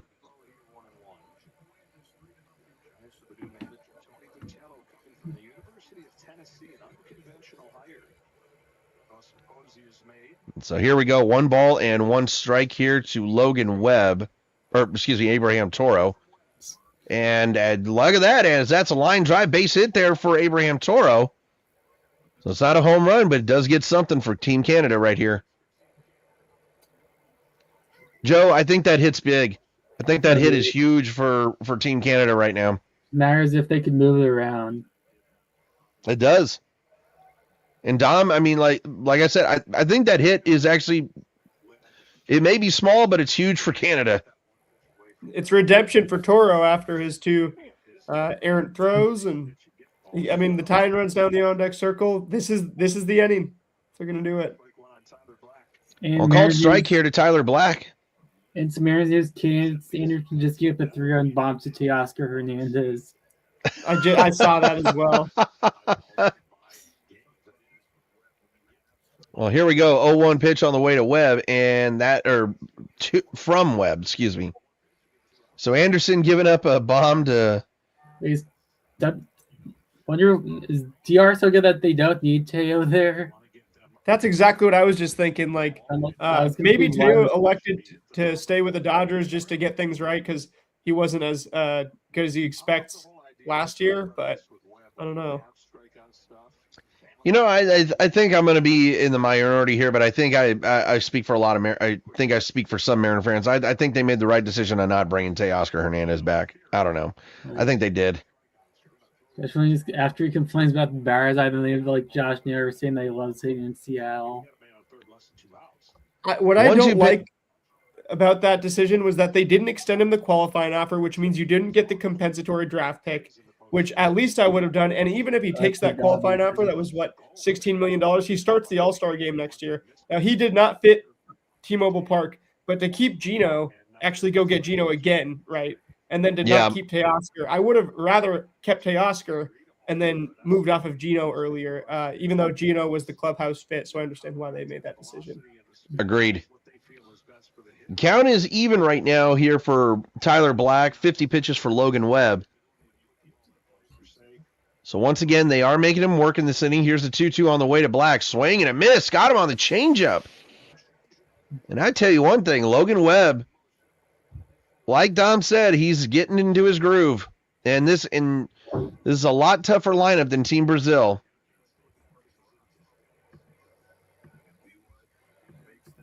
Yeah, he's starting to pile up the swinging strikes. Actually, he's only got 3 on 52 pitches, but he's got 18. So he's got like 15 called strikes. He's hitting his edges. He's keeping his velocity is also pretty low. I mean, he's never been a high velocity guy. Both 91 miles an hour on both the sinker and the 4-seam, and that's his highest. But he's limiting the hard contact, 86.8 mile an hour average exit velocity. Of course, that's a stat that takes a long time to normalize, but in a small sample size, if you can just hold him for 4 or 5 innings, you're doing your job. Well, Bo Naylor is ahead in the count. 2 balls, no strikes here. And here we go. Here's the pitch on the way. There's a ground ball right there to first. Nice play by Harper. And that is the inning. 4 innings are in the books here for the United States and Canada, and USA with a 3-0 lead. And now you got the real heart power lineup of the United States coming up, and that's going to be tough for Team Canada just to face. Oh, yeah. I mean, you got the where are we at in the order? Harper will lead off. Okay, Harper, Judge, Schwarber, yep. So Micah Ashman he's got the moment of his life to this point. Yeah. He's actually not much of a prospect either. I mean, although he's got the frame, he was an 11th round pick by the Tigers, only 23 years old. But as a lefty, with the tools that he has, if he has a good inning right here, that could change the calculus on his entire career. I mean, that 17-year-old for Brazil, the inning that he had against Team USA, that helped his draft stock in a big way. Oh yeah, is he the only player? Is he the youngest player in this tournament? He is definitely the only one who's draft eligible pitching in this he tournament. is the youngest player at this point in time. I don't know if we've ever had a player. I mean, in any sport, because soccer there's no draft, obviously. Be at an international tournament like that with the chance to face competition like that, while still being in that sports draft. Like that's completely unprecedented. Highly. I agree. I agree 100% with you. He was already supposed to be I think a mid to late first round pick. And this is a great draft coming up with the MLB. Obviously, got the shortstops from UCLA and Alabama, both competing for the number 1 pick. But Joseph Contreras definitely going to put himself in that top half of the first round discussion. Agreed. Well, Sunday, March 15th, we will not have a podcast here, by the way. We will not have a podcast because we're going to be busy doing the possible United States-Dominican Republic game. I might be only able to come on for like half that because it sounds kind of weird, but my uncle has a birthday celebration during the start of the game. So is Dom going to have to replace you for the rest of the game? Maybe the first part. I told him that I'd like to do a celebration afternoon, and he's like, "No, we're doing it at 5." Oh, you're going to miss it then. You're going to miss it. We're going to an Irish pub, so I got to make sure they have the TV on, but also my uncle, they go to bed really early, so I should be able to get back for the second part of the game. Well, you heard it, Dom. You're going to have to take over for Joe here for the first half of that game. Bryce Harper up at the dish. 0-1 is the count to him. He is 0 for 2 so far in this ball game. Here's the pitch, and make it 0 for 3 as he takes it right there to Josh Naylor, who takes it right to the bag. And once again, there's another shot of the GOAT. There's another shot of Mr. Ken Griffey Jr. taking photos away, and he has taken some memorable photos. I loved his photo from last year from the 2025 Masters. It sounds kind of dumb, but my dad is not a fan of Griffey taking pictures because he's taking away a job from someone when he already has enough money. Oh, well, there's the first pitch to Aaron Judge. It's like if he wants to do something else, he should be allowed to. Well, 1-0 is the count here to Aaron Judge. And here's the pitch from Ashman, and it is, that was actually outside, or more inside, but it is called a strike. 1 ball and 1 strike.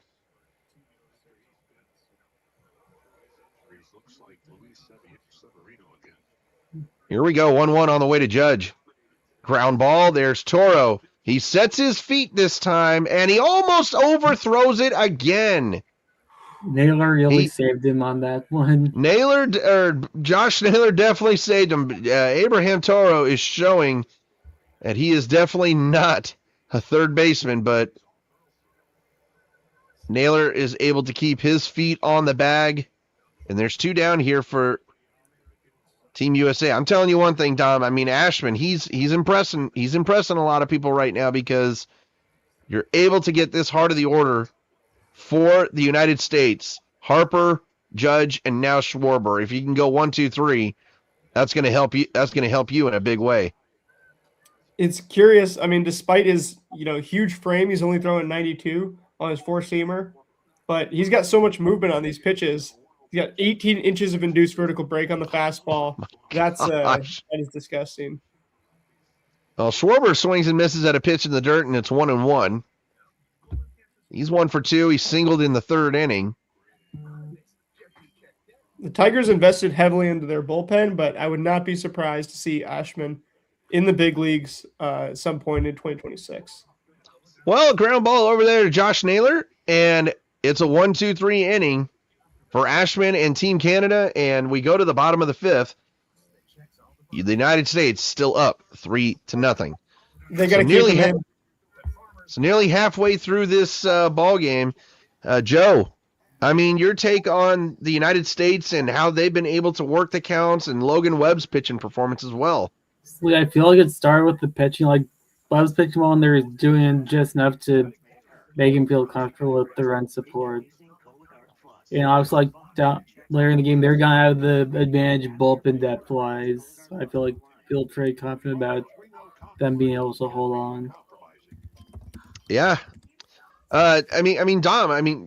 I know you got a lot to say about this because I don't think we were expecting such a pitcher's duel to be a 3-0 game, but it is actually kind of turning into a pitcher's duel right after that inning. And for that reason, I think you let the duelists duel. Like you got to let Mike Ashman go out there and do it because he is your Luke Skywalker right now. If you're Team Canada, against the big bad Darth Vader of Logan Webb for the USA. Yeah, hands down. I mean, Ashman has really impressed me. He's been able to go now to almost 2 innings of work, and being able to shut down the United States. That's a major win for you. That is a major win for you, and it's also a major win for Team Canada because it keeps them in this ball game. This Canadian team is not out of it by a long shot, and it's just it's so interesting because it's 2 1/3 of an inning already for Ashman, and he has just absolutely impressed me that he doesn't have a 97-mile-an-hour fastball. He doesn't have the nasty stuff, but he just has so much break on his pitches, and that is a lot more beneficial than anything else. The slider that looks like a curveball, definitely the most interesting weapon he has.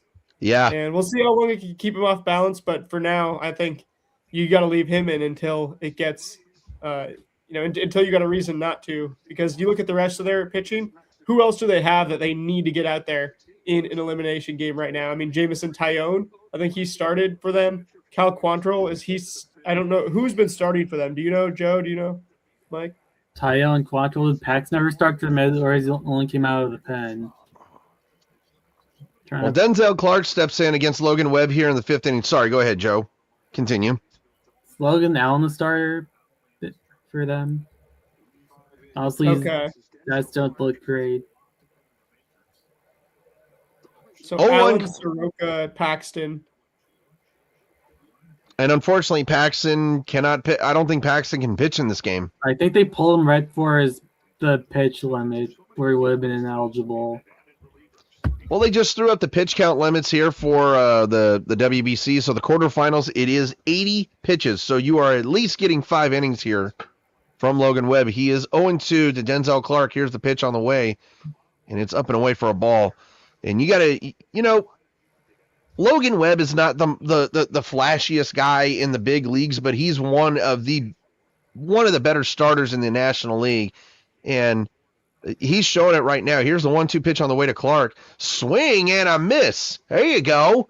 He hasn't got a lot of swing and misses. That's the 4th one right there, Dom, and he gets another strikeout there on Denzel Clark. Oh, yeah. I mean, there's the changeup working for him. I mean, he's getting the ground balls. He's getting the weak contact. He's only been hard hit, 4 times on 54 pitches? 58 pitches now. So that's definitely limiting the hard contact. He did finish 3rd in Cy Young voting in the National League, only behind Paul Skeens, my long-lost cousin, and Mr. Christopher Sanchez, who also had an amazing start for the DR today. He did. I wonder who the DR is going to put out in that semifinal. I'm curious. Well, Julian's in for Team Canada. He looked at a called strike the first time, and he takes another called strike here, 0-2.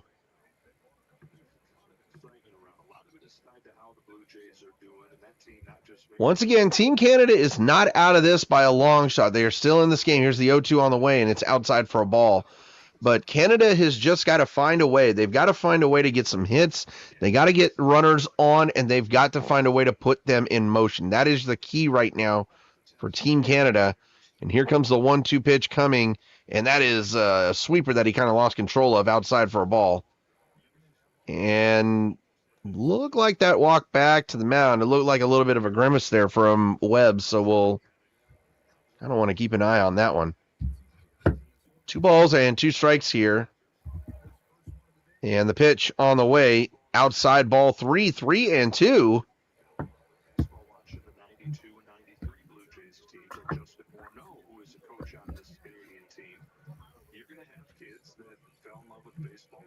63 pitches right now for Logan Webb. And you got to figure if he goes near 70 pitches, that's going to do it for him. Here's the pitch, and he walks him.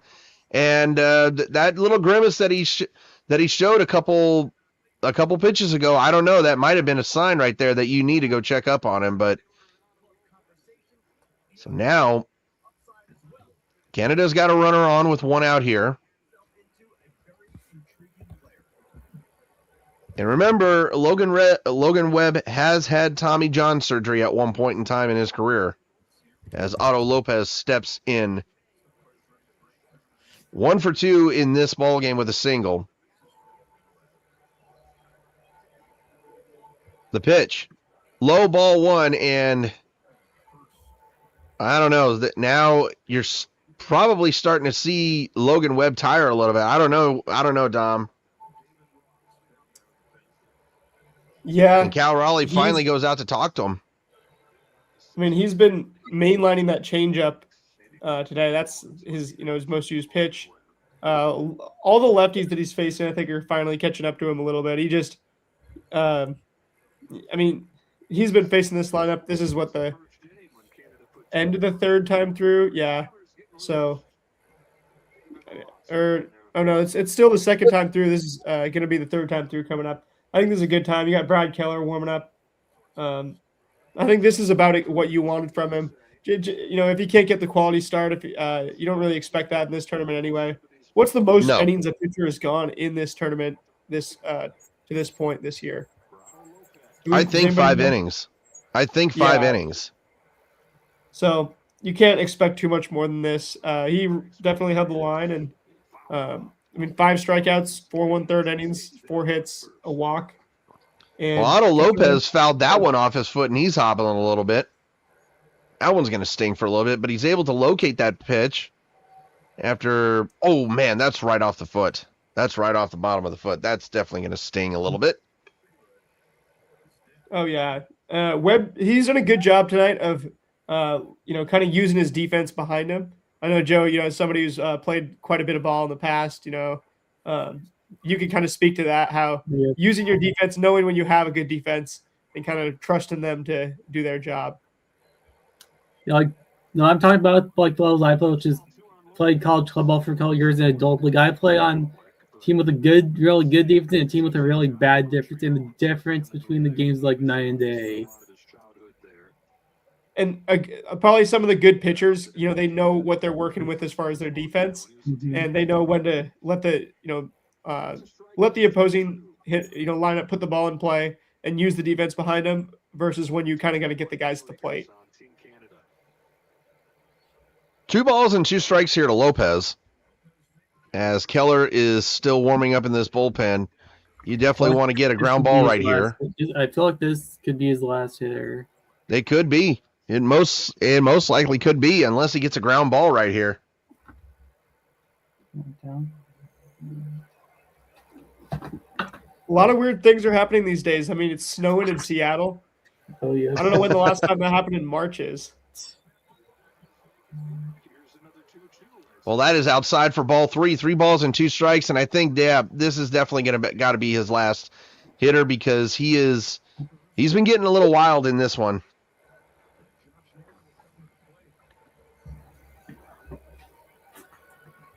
Here we go. 3 balls. Basically anything though. He's barely thrown any fastballs tonight. He's been throwing a bunch of changeups. And a ground ball right back to the mound. There's one. Relay to first. He got him. They called the runner at second. Or did they call him safe? They did call him safe at second. I thought they called him out. They're showing the replay on my screen of that. Well, they're able to get one out here, and it looks like they are going to. Looks like they are going to keep Logan Webb in this one to finish this inning against Naylor. Absolutely good throw there by Logan Webb. Absolutely, it was a good, strong, and accurate throw, if you ask me. Oh yeah, I mean, to talk about using your defense behind you. Well, that's going to do it. Here comes DeRosa, and that's going to do it for Logan Webb. Absolutely fantastic start. You couldn't have asked for a better start from Logan Webb. And you know what? not going to fault him for this at all. That was a good start by Logan Webb. Absolutely. While we take this pitching change, I'm going to go take a quick break. I'll be right back. Sounds like a plan, man.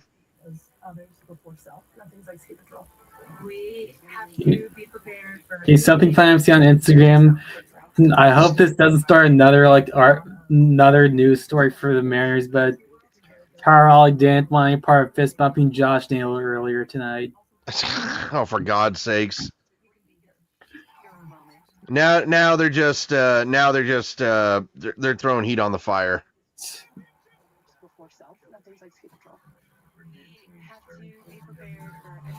I think Naylor did it on purpose. I think he did it on purpose just to have some fun with them.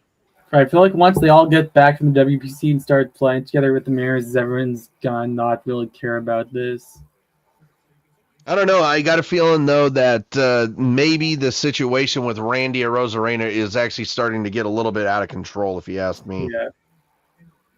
And the my thought on Randy Arozarena is I think you need to grow up. I think I really do think he needs to just grow up. Especially like when they stick a mic in his face right after they lose to the U.S. and he's mad about it. Yeah.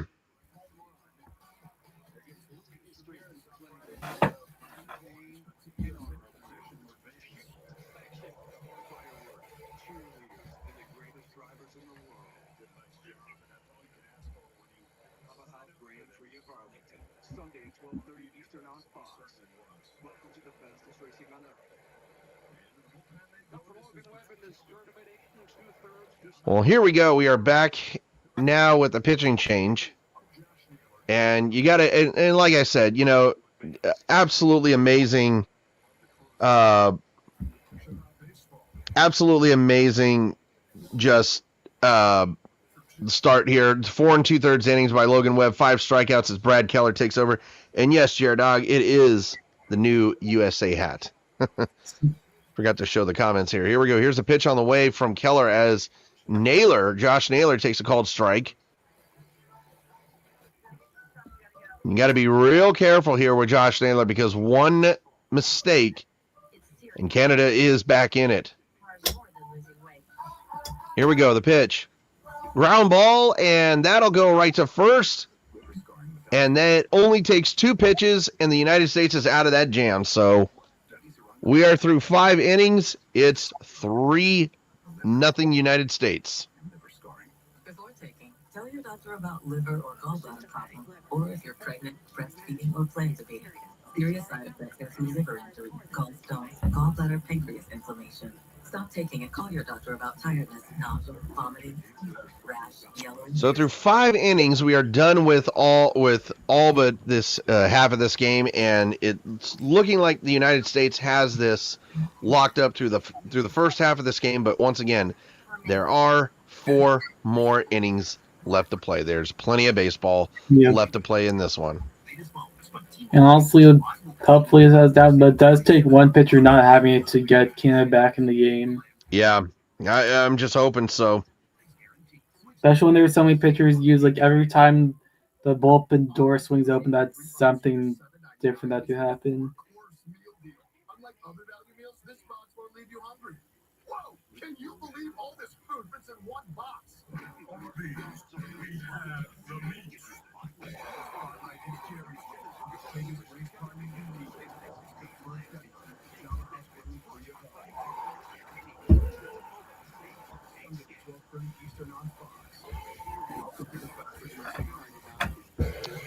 Well, I'm not gonna lie. You know, so far through 5 innings, I mean, this has just been an absolutely remarkable game to watch. Logan Webb has pitched beautifully in this. The United States does have the advantage in this. Like I said, though, there's plenty of baseball left to be played, but it's just looking like Canada just doesn't have any life in them at this point in time. But you got to feel that maybe they can get just a couple of hits. But again, the United States has just outplayed Team Canada so far in this game as we enter the top half of the 4th inning. The 6th. Or top of the 6th, excuse me. He Yeah, has thank you. a mountain who hasn't pitched in the majors in 11 years.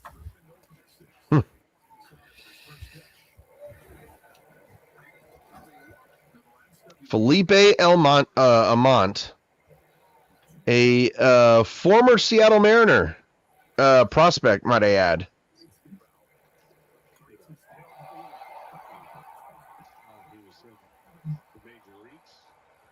And Alex Bregman to lead things off. Here comes the first pitch on the way to Bregman. And that is up and away for a ball, 1-0. I don't know if this is the right move for Canada to bring in a guy who has not pitched in the majors for that long and take out your hot hand. Here's the 1-0 on the way to Bregman. Swung on and driven down the left field line. It is foul. And Bregman was aiming for the Crawford boxes. He was definitely aiming for those Crawford boxes, and he just missed it. And that's what you get when you're facing Major League talent.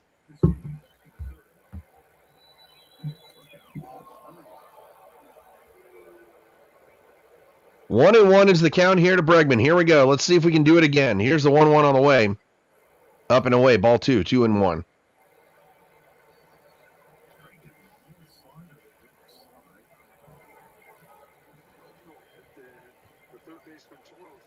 Two and one is the count here to Bregman, and here comes the pitch on the way. Hello, and it looks like Amont lost control of that one, and it goes right behind Alex Bregman. 3 balls and 1 strike.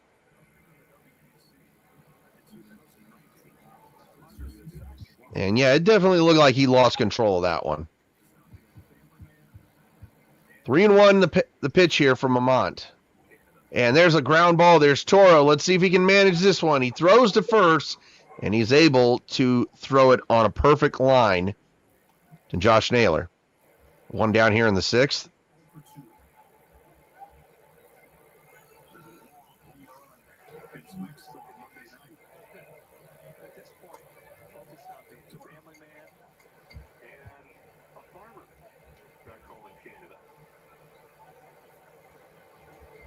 Well, here's the first pitch now to Anthony. Outside for a ball. Felipe Almont was drafted 11th overall by the Seattle Mariners in the 2007 draft.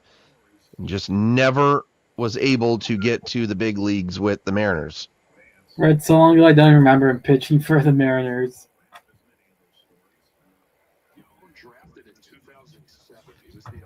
2-0 pick on the way in their first strike.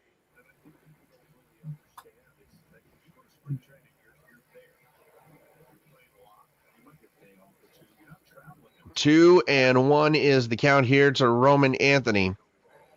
And here comes the pitch on the way. And he fouls that one back.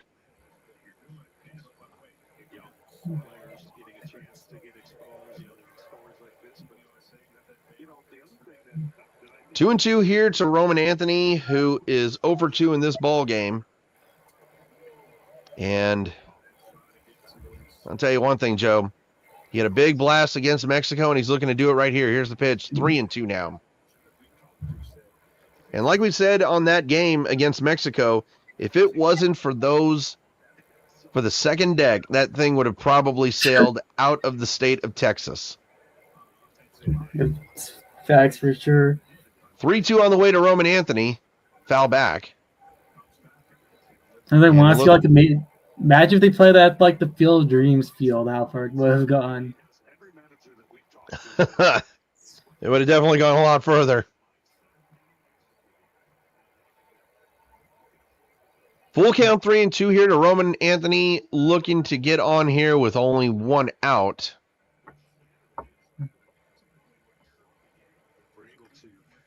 And here we go, the 3-2 on the way. Ground ball, that is a tricky hop. There's nobody at first, and Roman Anthony's going to have himself an infield hit. I don't know what Felipe Amont was doing. He stopped running and did not even cover first base. There was nobody covering first at that point. Want to know what that reminds me of? What? That one Yankees play in the World Series a couple of years ago. Had a feeling you were gonna reference that one.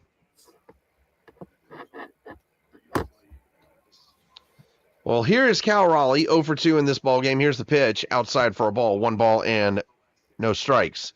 Yeah, that was definitely a reminiscence of that play in the World Series. It's a play that Yankee fans don't like being brought up, but I mean, like, who cares what their feelings are? Here we go, 1 ball and no strikes to Cal, and it's low for a ball, 2 balls and no strikes now. Cal ahead in the count. I really wish I could split on the next pitch. I would love it if he could do it right there. Here we go. 2-0 is the count to Cal Raleigh. And that is going down the right field line, but foul. Oh, man. And Cal Raleigh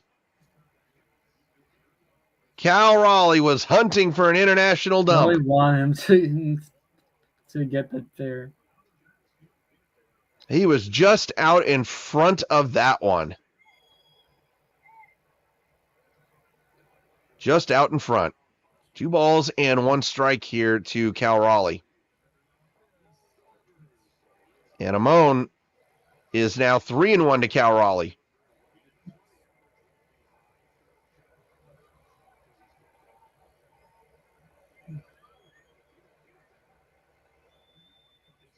Three balls, 1 strike as Cal Raleigh will call time.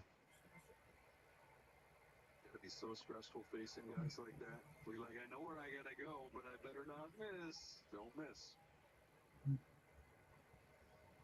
Man, you got to hope that Cal Raleigh can get a pitch like that he saw and just drive it. Here comes a 3-1 pitch now from Amont, and it is outside ball 4. And it is first and second here with 1 out, and that's probably going to do it for Amont. It is. It did get enough.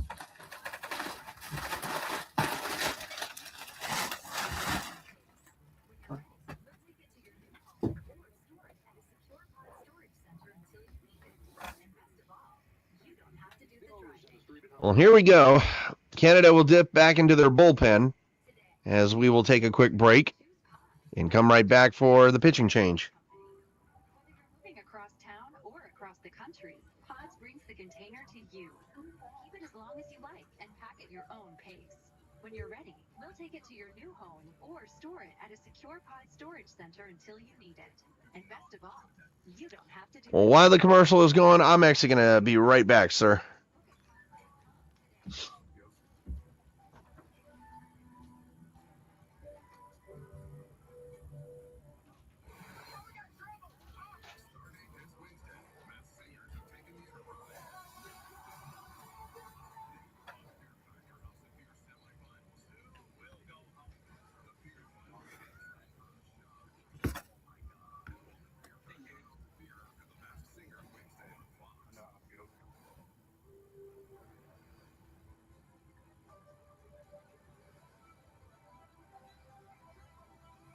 Date is Wednesday. Masked Singers have taken the Enterprise.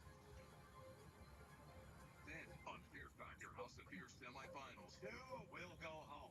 The Fear Final 6. Oh my God. Only Fear Factor. Fear after the Masked Singer Wednesday on Fox.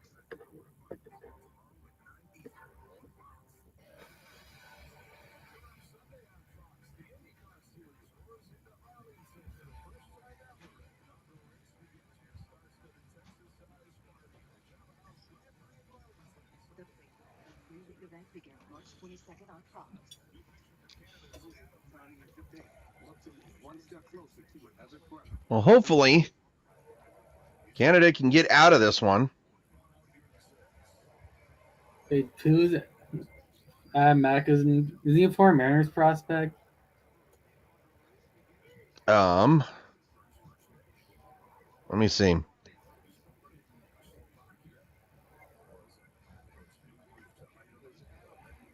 Adam Mako? He was in the Teoscar Hernandez trade. I thought so. Yeah, it definitely sounded a little familiar. We got a couple of my Western teammates chilling watching this.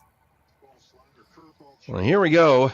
Pitch on the way from Mako to Terang is in there for a strike. Goes to the slider for his first pitch. Was born in Slovakia. Was at a Mako. His family moved to Ireland and then moved to Alberta. The 0-1 on the way. Ground ball up the middle for a base hit, and here comes another run for the United States. And Roman Anthony scores, and it's 4-0 United States.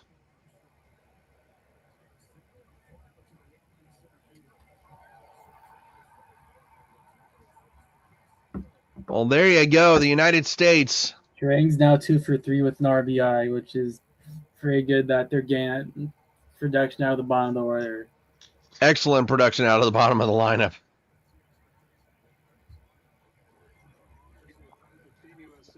Well, here's Pete Crow Armstrong, and let's see what he can do in this one.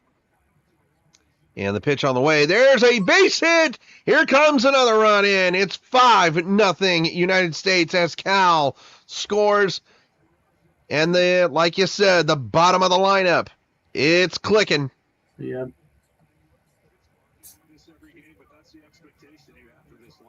The nice thing with USC lineup has how they have the contact pairs at the bottom and the top, or that with the power guys in the middle, which is a pretty good balance. Well, now you want to see production at the top of the lineup as Bobby Witt Jr. steps in with 2 on, 1 out here. Here comes the pitch from Mako, and it's low for a ball, 1-0.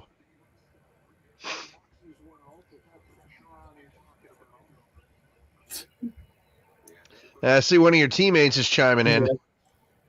The second comment is kind of a joke from last year where Club Baseball Instagram account posted about us.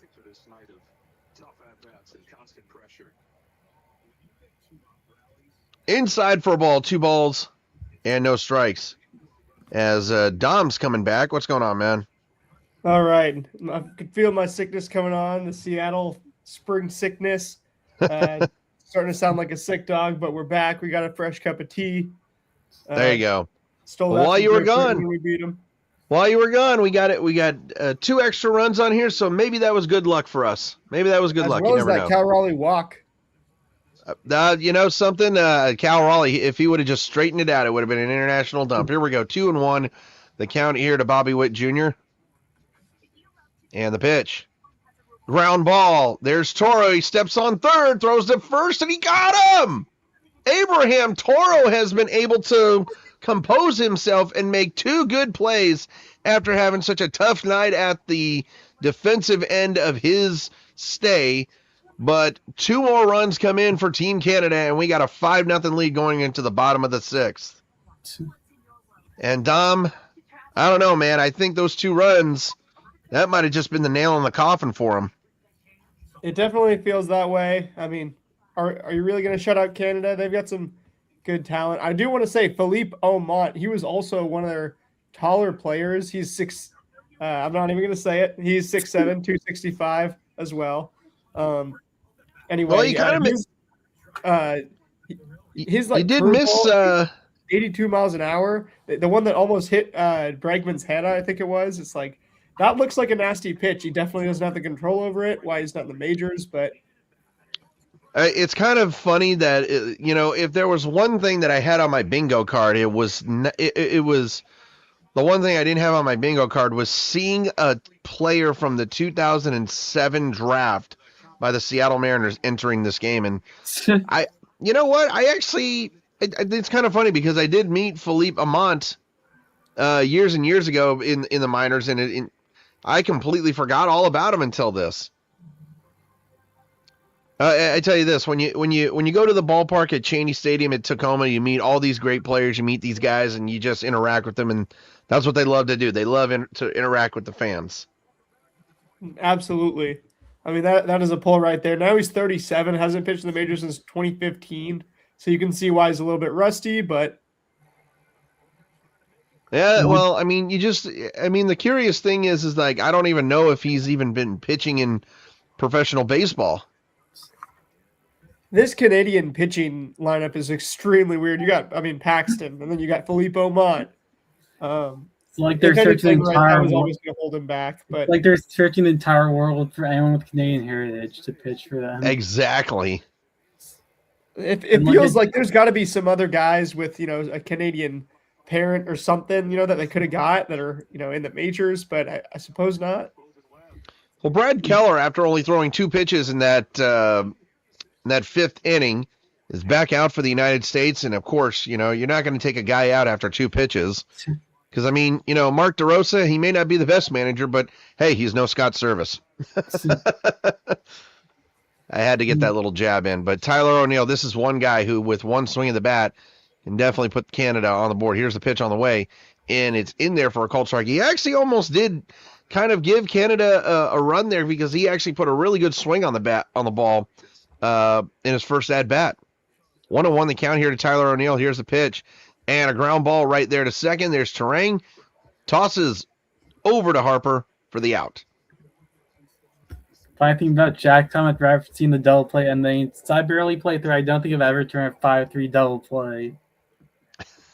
Yeah, and I thought it was funny because Joe actually brought up that World Series mistake by the Yankees just to bring it up after Felipe Almonte could not get over to first base there and cover the bag, and it's just like, I don't know what you're doing if you're Team Canada, but that play right there alone cost them 2 runs.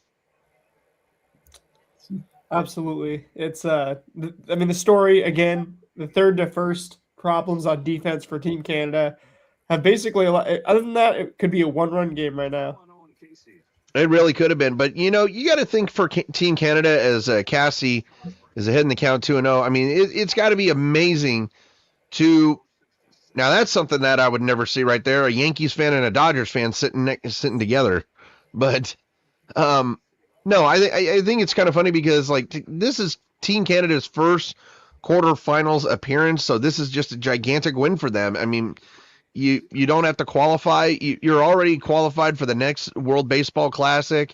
I mean, it's just a spot that Team Canada has never been in, and to see them in this spot, it's actually something worth to talk about. It here's the 3-1 on the way from Keller, and did he go around? He did not, and that's going to be a walk. So Canada's got a runner on. Owen Casey, I mean, this is a guy who him and Otto Lopez, the Marlins are a sneaky good team in the MLB this year. The same way that Italy is.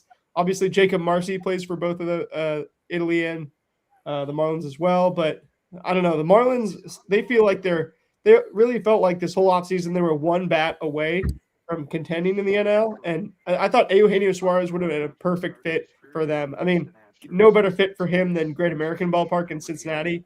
But I was surprised that Gino, didn't get a little bit of interest from the Miami Marlins. Agreed. As Abraham Toro is 0-1 in the count as Keller throws a fastball inside for a ball. No, you when you talk about these sneaky teams, it's so incredible of how those teams just have the major league experience that they do, especially Team Italy. When it comes to Team Italy, they just have that experience that they needed, and it's so funny because it seems like when it comes to Team Italy playing Mexico, Italy just owns them, and it showed. It actually showed during that pool play, and it shows during these past World Baseball Classics. As they're showing the Italy flag on screen right now. Italy's one of those teams. I feel like in a short-term tournament, they get hot at the right time. They could go off, but in a full 162 season, that feels a lot more unlikely. Agreed. And like I said, I think Team Italy, they could punch their way into the semis. Here's the pitch on the way to Toro. There's a ground ball. That is going to be a tough play.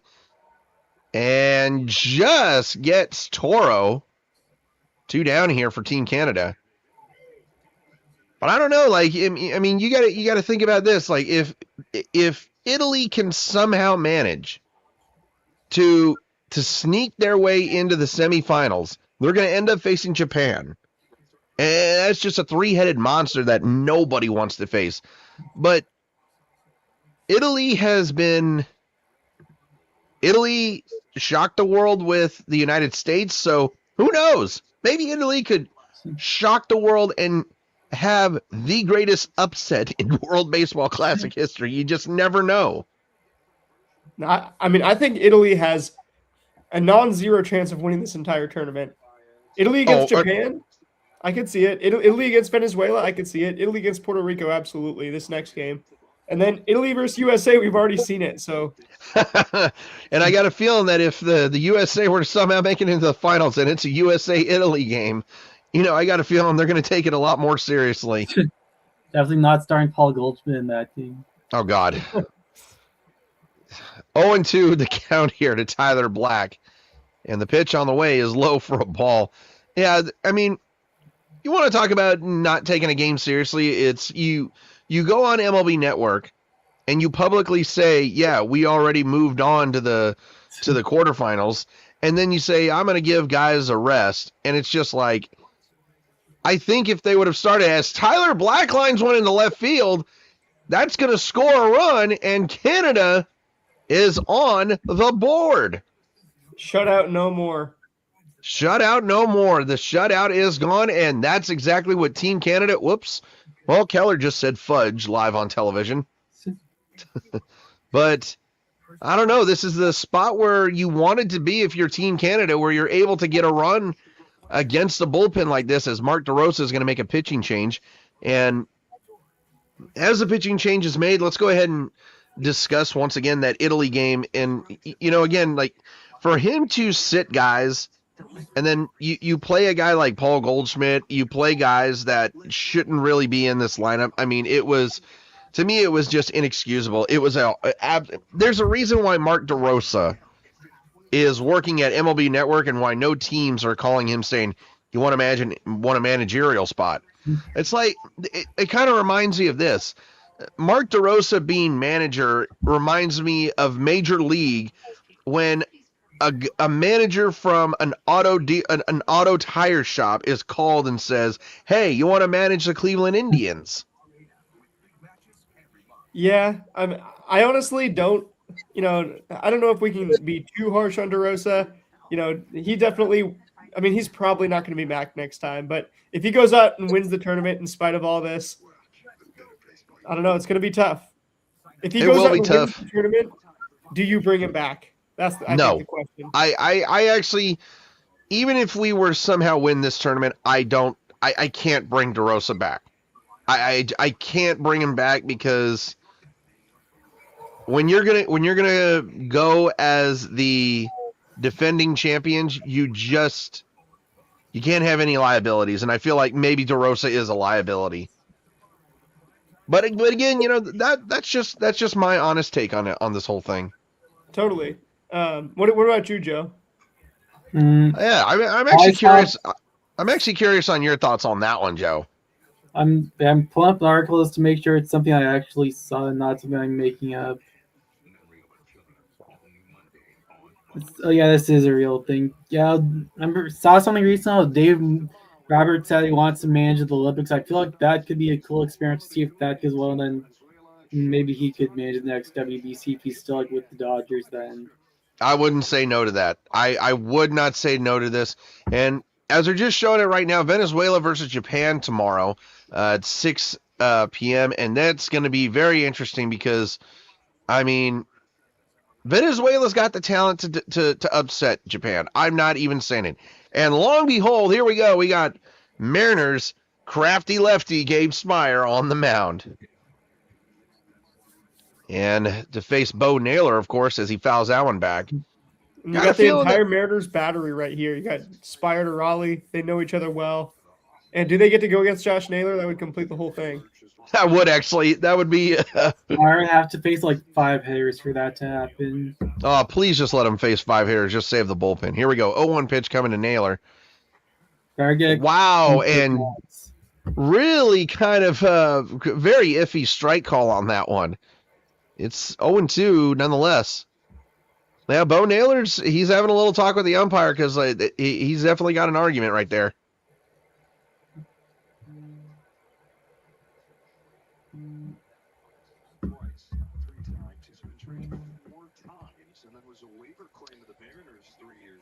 And I got to tell you, 0-2 pitch coming here. Whoa, and looks like he lost a little bit of control on that one.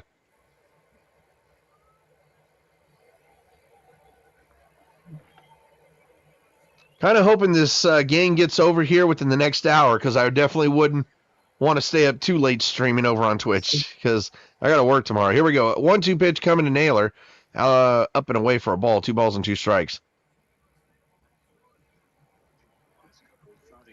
One of the things about this WBC that I found so interesting was just the amount of Seattle Mariners that was in this WBC. And Bo Naylor sends one to right, and it's gone! Oh, no. Team Canada is back in it, folks! Game is also And- starting to feel like the Mexico game where it's starting to become stressful with Canada getting back in it. Oh my goodness, and Bo Naylor. And once again, Gabe Spire, he made the same type of mistake to Kerry Carpenter in the division series, and he makes the same mistake there to Bo Naylor, and Naylor made him pay. And even so, that was a pretty good pitch on the inside. It was a great pitch.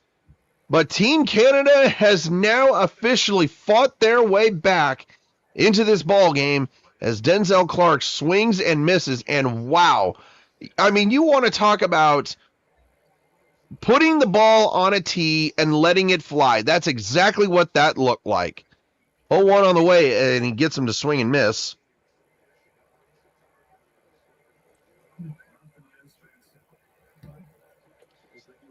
And there you see, look at that, 10 home runs allowed on 28 hits by the United States pitching. I mean, that's just awful. 0-2 coming here to Clark. It's low and away. Teams know that they got to get a long ball against the U.S. if they're going to win, though. So they've And been you know- hacking. If there's a first pitch against Skubal in there, there's a second pitch homer against Logan Webb and by Brazil in that one. 1-2 pitches outside. And yeah, you know what? That Great Britain USA game, that first pitch home run against Tarek Skubal, like, how many guys can say I was a leadoff hitter in a game and on the first pitch I hit a home run against the best pitcher in baseball? I mean, not a whole lot. Yeah. Nate Eaton. That's the list. Denzel Clark 0 for 2 in this ball game. He was a fielder's choice and a strikeout, but Gabe Spire really is hoping to get Clark right here and right now, and he fouls it back. But you know, I'm not gonna fault Gabe Spire for this, because again, it was such a good pitch that Naylor swung at, and when it doesn't matter how good you are, it doesn't matter if you're a poor hitter. 2-2 pitch is ground ball foul. I mean, when you tee up a pitch like that, you're going to get the result. You will get the result. Doesn't matter who you are. That is the same exact spot that, kind of mirrored that Bizardo put it to George Springer Oh, in yeah, Game 7, which yeah. I'm not even mad about it anymore. Like it's too bad, but I'm still mad about it. 2-2 on the way to Clark, and he fouls off another one. And that Game 7, it's gonna hurt for a while until we get the pennant.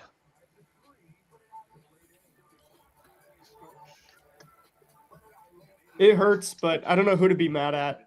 Like, I just realized that this story was brought up recently with some of my Rainiers teammates.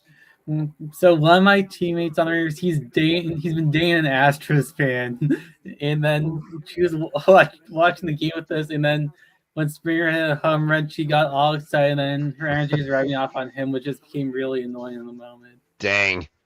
Well, ground ball to third is the final out here in the 6th. Team Canada is able to strike for 3 runs in this one, and man, oh man, they're back in the game now here going into the 7th. With that, I'll be back in a minute. Not a problem. I mean, you got a game. You do. You got a game, and what did we say? I mean, this Canadian team, they were not out of it. They have not been out of this game the whole game, and really, you think about this. If they would have let Ashman pitch maybe one more inning and he shuts it down, you're looking at a tie ball game right now. Yeah, I mean, Ashman looked like he was doing well. He's kind of moving and grooving. They brought in Philippe Beaumont. That didn't work out. Adam Mako. Yeah. But also, man, Gabe Spire. The WBC for Mariners fans, all this drama going on with Cal and Randy. You got the Julio comments, which if anybody was mad at those, it's like that was kind of see, be that answer. I want to just say this, like, I knew exactly what Julio meant when he said that. He cares about winning a World Series for this team, but hello, right now your focus is the WBC. It's like if I were to ask you right now, do you care about the opening day stream more or this stream more? You're like, well, this stream. I'm literally doing this stream right now. And it's like, I know what. I mean, yeah, like obviously Julio with the yell, you see how much he cares about, winning with the Mariners and stuff. It is a ridiculous question. I mean, they don't ask that in soccer. They don't ask, oh, do you care about the World Cup or your club team more? And expect to have a right answer. First of all, I'm going to say this. Like, do you know how many soccer players who will actually go on an interview and they ask, what do you care about more? Do you care about winning this trophy or do you care about winning the World Cup? 100% of those players are going to say, I care about winning a World Cup more than I care about this. I mean, it's hands down. There's a big difference between international play and just league play. And even if you asked them, like, if you ask them the day before the Champions League final, they're going to say, man, I'm thinking about the Champions League final right now. It's like... Well, Bryce Harper is up 0 for 3 as he swings and misses at a fastball from Mako. And this is a point in time where Harper's got to get out of this funk that he's in. I mean, this is just a bad spot that Harper's put himself into. But, the comments that he did say about the Olympics, I would love to see an Olympic. I would love to see the Olympics get played baseball with actual players. I don't want to see minor leaguers play. I don't want to see prospects play. I want to see major leaguers play. I saw some stupid thing about the Olympics. Apparently, the Olympic tournament will only have 6 teams in it. Well, that's going to be a short tournament for baseball. Yeah, it's like Mexico won't even play it since they didn't finish well in the WBC. Because apparently WBC placement is determining who's in the Olympics. Oh God. That's, if you ask me, that's ridiculous. Well, here's the 1-2 on the way to Harper. Whoa, and lost control of that one. 2 balls and 2 strikes. So 6 teams in the Olympics. That's just going to be a tremendously fun way to play. Well, here we go. 2 balls, 2 strikes. Here's the pitch on the way to Harper, and it's a curveball that didn't really necessarily break, and it's 3-2. If you're Bryce Harper right now, you're just trying to find a way to get on base. You are trying to figure out a way to get on base. Here we go. 3-2, and the pitch. And oh my gosh, and he just got rung up on ball 4, and I'm really surprised that we did not just see a vintage Bryce Harper outrage. That's not a strike. Yeah, I mean, this is why I don't understand how the WBC did not have ABS. But I mean, that was ball 4. It is unfortunately 1 out with Aaron Judge up to the plate as a curveball goes in there for a ball. 1-0. I mean, yikes. If Canada comes back, that's what's going to be talked about. It will. 1-0 here, the count to Aaron Judge. Here's the pitch. Swing and a miss. And Aaron Judge was hunting for that train. I think he was hunting for that train there in Houston. 1-1, and this is where the nerves, top of the 7th inning, this is where everything, your nerves just go to a higher point. The anxiety gets higher. Here's the 1-1, and he does go around. 1-2. And I got to tell you, Judge has faced so much criticism in this World Baseball Classic, and I just don't think he deserves it. Time called here by Judge. Well, my opinion on the criticism is this, like, especially even with Cal Raleigh, good players are going to struggle. I guarantee you, when Ken Griffey Jr. was in his prime, and he went 0 for 20, nobody would ever talk about that, because he was one of the best. The 1-2 on the way to Judge is up and away for a ball, 2-2. And look, Ken Griffey Jr.'s only appearance in the WBC, he was the only United States player to make the All-WBC team. So think about that. Here we go. 2 balls, 2 strikes. Aaron Judge, it's Mako. Here's the pitch on the way. Swung on center field, and that fooled us again. Denzel Clark is under it. There's 2 down. That was definitely a pitch that Aaron Judge is thinking back, and he's thinking, can I have that one back? That was definitely not a home run in any ballpark. Nope.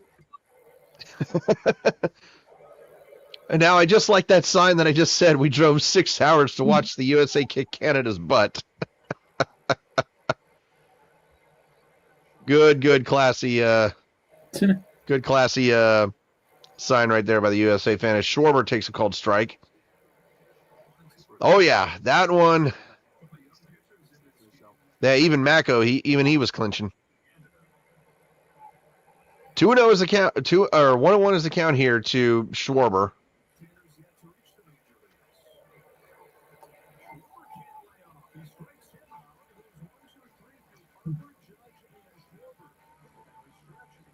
Here we go. The 1-1 pitch coming to Schwarber, and it's 1-2. A grandma with vision loss from wet AMD, driving across the desert. It started when Favismo opened up my world. Here we go. Worried I was 1-2. The pitch on the way from Mako, and he goes around swinging a miss, Favismo. and that is what the Team Canada needed. They needed a scoreless inning from their bullpen, and they got it. And now, and it looks like the United States is also making a pitching change here. It's Bednar's coming in. Like this, I feel like the stress this game is starting to become more present. Oh yeah, Probably I gonna mean, see leverage relievers like Mason Miller will probably pitch at some point. if Mason Miller is not in this game, I don't know what DeRosa's thinking. But looking at this USA roster in just 5 games so far, Bryce Harper batting 158, and unfortunately, Cal Raleigh does not have a hit in this one. But I mean, I feel like the more concerning player in this lineup is Bryce Harper, who only has 1 hit in this game, and it's just like, I don't know. I feel like Bryce Harper might actually be trying to do too much. Definitely.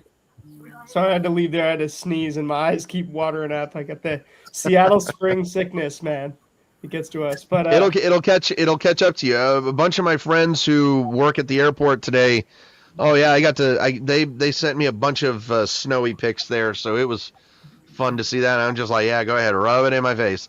I didn't get 1 inch of snow today. really, where are you at? Spanaway did not get any snow. Man, maybe it's something to do with the mountains are here, and then the Has to do with being closer to the sound. yep. I was just surprised at how much snow that with how much snow SeaTac got though. Oh yeah. I was expecting my Walkman, I was just like confused. As I think since I have like a flexible remote work schedule on Fridays, I like to go to my adult league open practices, and it's very fun because it's just 3 hours of free field time. And then my Cyrus time, like I didn't ask if it was happening. I was like, I'm not going because me taking ground balls in the snow just wouldn't benefit me much. So I stay home and play MLB The Show for like 4 hours instead. Jeez. But they still held that the 12 to 3 p.m. tryout. There's tryouts this Sunday. Oh my gosh. Because I'm imagining those baseball tryouts in the snow.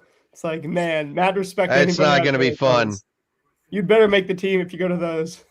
I can still remember I actually had a practice in my first ever year when I actually went out for the baseball team. We actually had a practice where it was just cold for the whole day, and then for the last hour of practice. We did field practices like where we were shagging fly balls, and long behold, it just started dumping snow. And it was one of the most miserable times ever because I had on one of those like compression shirts and it was so thin and I was cold. All of us were miserable. And we're just like, can we please get into the locker room so that way we can just turn the hot water on the showers? Bednar is on for the USA, by the way. Go ahead. Oh, shout out to Game Day Sports. He says he says he's back and in Tacoma they got a ton. He also told me on my stream earlier that Naylor was going to hit a homer. You meant Bo Naylor, didn't you? Because you were correct on that front. Shout out to you. 1-2 here to Julian. Here's the pitch from Bednar. Ground ball. And Terrain can't handle it. And Julian's going to be on. And the tying run is coming up here for the United States. Man, Terrain was having some... Turns the lineup over, too. Terrain was actually kind of having a little trouble even getting the ball off. I mean, after all the trouble Canada's had defensively, it has to come and get, the U.S. has to have one error tonight, right? I guess they're going to rule it a hit, but the ball definitely hit the padding of that glove like right on the palm. Way to slide and keep that thing in the infield, though. That could have been a double, and probably not. It could have been. Well, Otto Lopez now is the tying run. And I'm saying it right now. If you get a base hit right here, Canada is in the driver's seat with nobody out. Here we go. The pitch in there for a strike.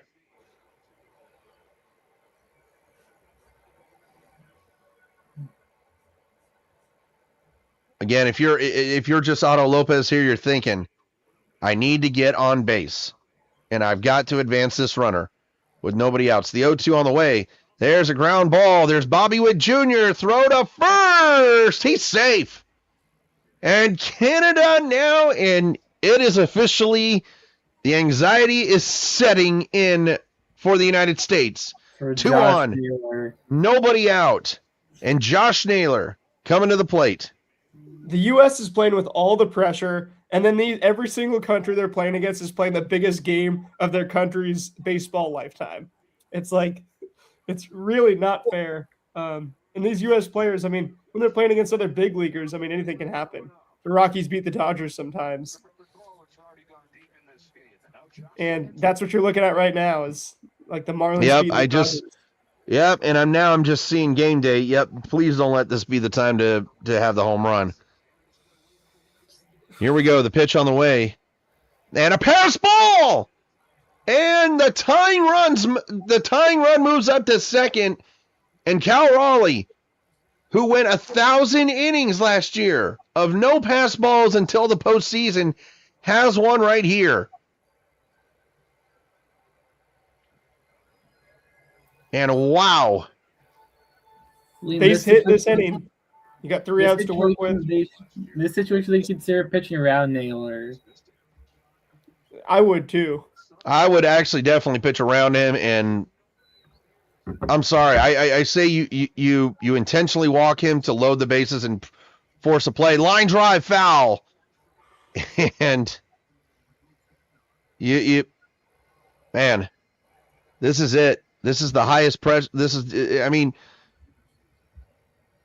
I feel like Canada is more calm at this point than the United States are, because right now, I don't think the pressure is on Canada. It's on the pitching staff of the United States to get 3 outs here and get into the 8th inning with the lead. Right now, Bednar is behind in the count to Josh Naylor at 2 balls and 1 strike. Oh boy. Here we go, the pitch. And it's low, ball 3. 3-1. And once again, well, Tyler O'Neill on deck. It doesn't get any easier. You don't even have a double play. Like, that's the bad part.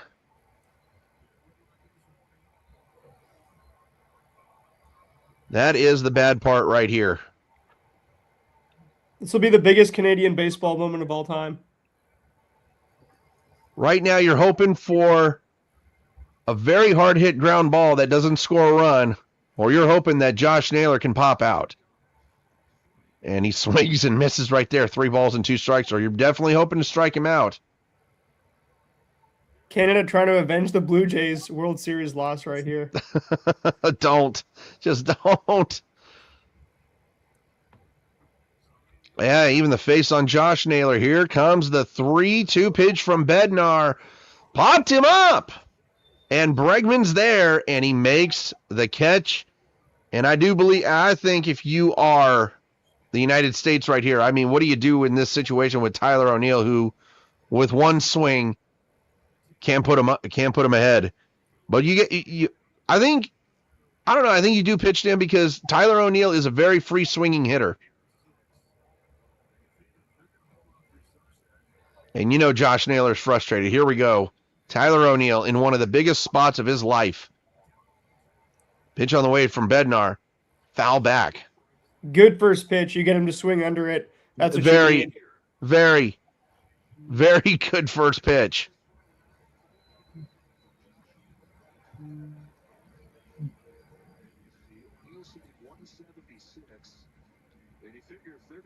Here we go. 0-1 is the count. And the 0-1 on the way. Swing and a miss, man. And you know Tyler O'Neill was swinging for the fences on that one. Another good pitch by Bednar. He went to almost the exact same spot. Drop it off Almost the the cliff exact. now. Give him the breaking ball low. And the USA fans, they're starting to get hyped.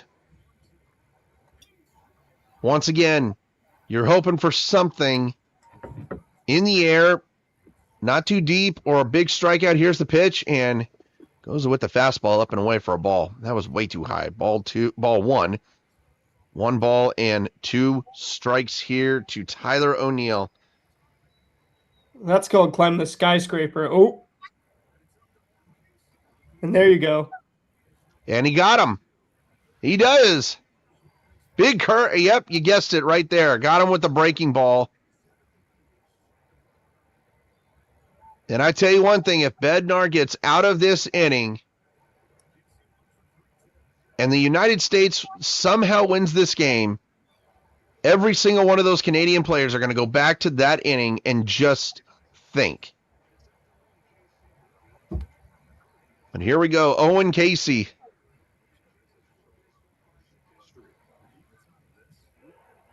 Once again, I mean, this is just a gigantic at-bat for this kid. I mean, this is... Now I feel like the pressure is no longer on the United States. It is on Canada. 1-0 is the count here to Cassie. This is the advantage of the USA, too, is that all their relievers are pitching in leverage in the MLB. Every other team has guys who usually aren't pitching in leverage trying to step up in that spot. Well, he's got a called strike here. 1-1. Here we go. 1-1 count. Here we go. Here's the pitch. Oh, swinging him. You know what? I actually jumped when he swung and missed at that. I jumped when he swung and missed at that. Here we go. Just under it.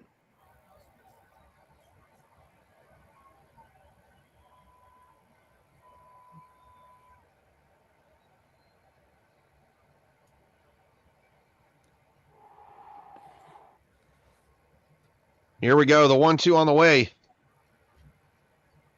That could have gone either way. That was a borderline pitch that really could have gone either way. And the frame job by Cal Raleigh, I mean, absolutely. I mean, that's just what a top catcher like him does. Here we go. 2 balls, 2 strikes. The pitch. Fouled it back. That almost tied the game. Yeah, it did.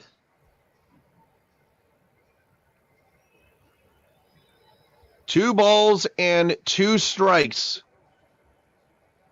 Bednar, he's at 22 pitches, and you got to figure that he is not going to see the 8th inning after this one. Here we go. The pitch.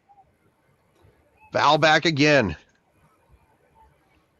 With Casey, he's good at hitting those breaking balls. He is. Sticking to the four-seamer against him.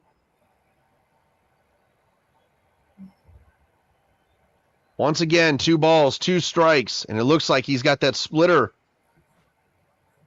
Here we go. 2 balls, 2 strikes. Grounder, foul.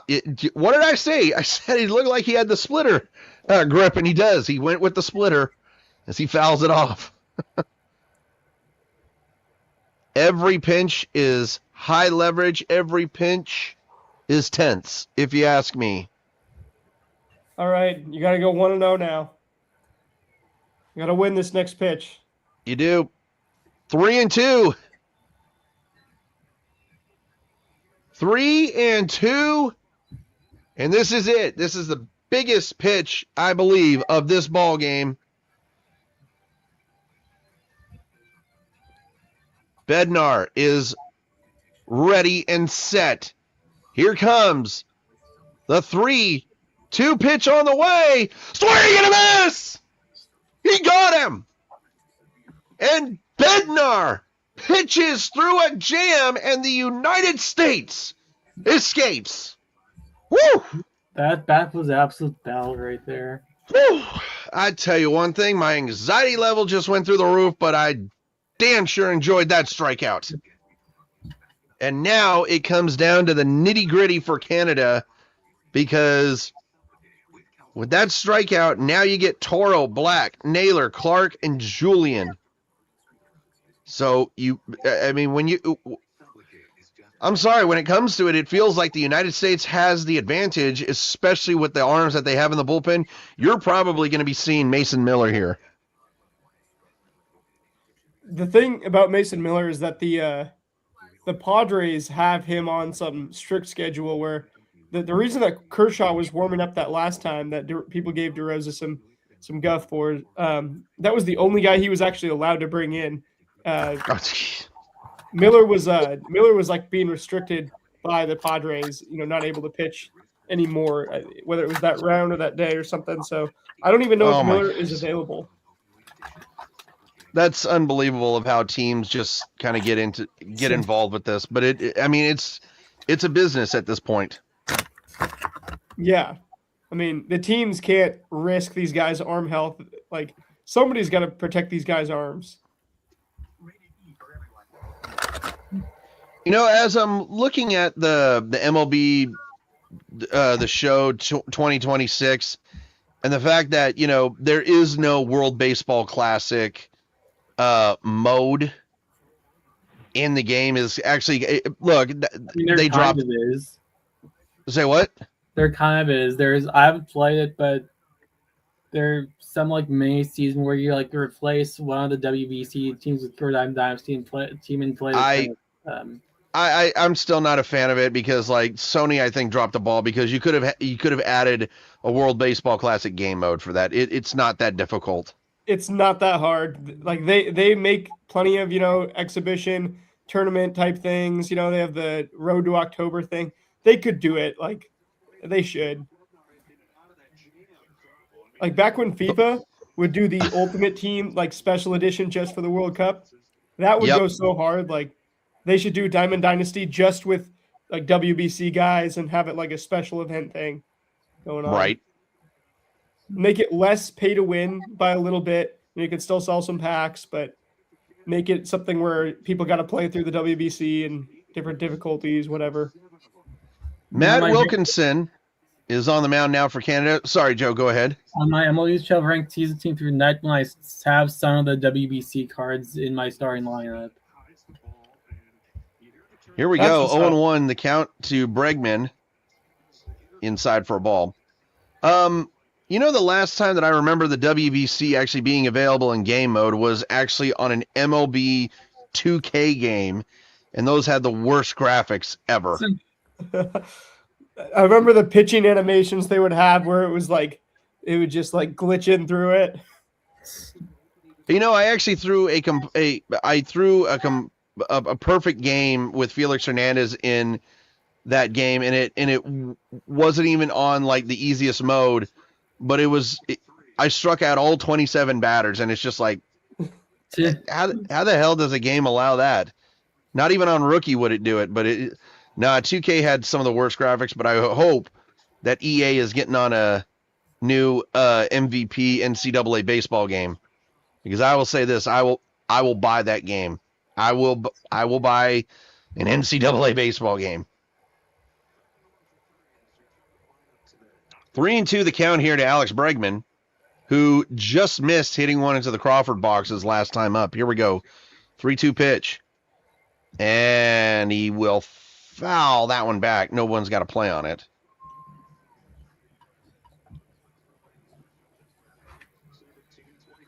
I'm going to correct Joe Davis on this. He doesn't have 2 rings to show for it. He has 1. Yeah. He has 1 ring. He has 1 ring. I'm saying it right now, and I don't care if Astro fans don't like it. You guys have 1 World Series. Here we go. 3-2 pitch coming here to Bregman, and he fouls it back. I will say this about the 2022 series or season. You know what? The Mariners did lose to the Astros, but guess what? When you lose to the perennial World Series champions, it doesn't feel that bad. 3-2 here to Bregman. And here is the pitch, and he popped him up. And who's going to call it? Someone's got to call it, and it's Julian who called it. Well, there's one down here in the 8th. But this is where the stress pitches, they really become a factor. It doesn't matter if it's on Canada's pitching or the United States pitching. The stretch pitches are there now.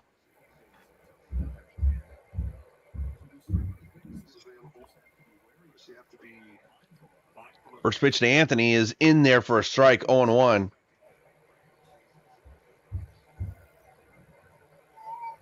And you just see Aaron Judge right there, and you gotta feel that maybe he wants one more chance to come up and put the United States on his back as Roman Anthony looks at a high fastball for a ball, 1-1. I'm telling you guys right now, I mean, Roman Anthony, that is a star in the making in Boston. I hope people in Boston are really, really feeling blessed with that one. Oh, yeah. I mean, I think last year was the introduction. I think this year, I mean, it could go one of 2 ways. He could have a bad year. He could struggle a little more, but it's pretty clear that he's going to be like he's already surpassed some of the other busts like Jared Kelenic and stuff like that in terms of production. He was like a 2-WAR player in like 70 games last year. Yeah, exactly. Well, Anthony pops this one to left field. Or is a 3-WAR player in 71 games? Cassie got under it, and there's 2 down here. Yeah, but you know, if we also had a bingo card here, and just to bring up a Jared Kelenic bust, wouldn't have had that one on my bingo card. Like, ugh. You know, Jared Kelenic, I do wish him the best of luck in Chicago. I think he's got a chance. Yeah, He might have a chance. Well, here we go. Cal Raleigh, who missed a home run last time up. Let's see if he can straighten it out this time. Here's the pitch on the way. Low for a ball. And, of course, people on social media just basically castrating this man just because he doesn't have a hit. But here we go. 1-0 is the count to Cal Raleigh. Swing and a miss, and you know Cal Raleigh wanted that one. We are a Mariners channel. We're just live streaming the USA games. Kind of like for the views, but also for the enjoyment. There's no real baseball on right now, except for this. 1-1 is the count here. Like that, yes, we do plan on doing some live Mariners reactions throughout the season. Yep, we will definitely be streaming at least 1, if not 2 games a week on this channel, hopefully. 1-2 is the count here to Cal Raleigh.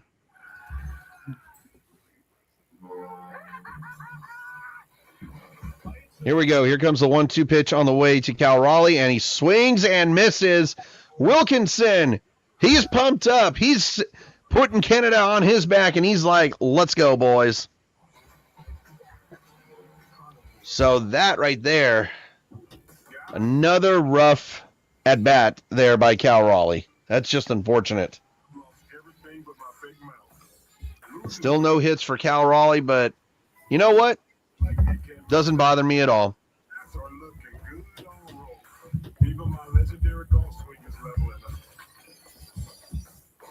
I'm Charles Barkley, and this is me on roll. Wait. Story of this game is still Canadian defense. Weight loss now? If they was just Oh a yeah, little I bit better, agree. even on hits, they're only 2 runs behind. This game would be tied if it were not for a few errant throws to Josh Naylor.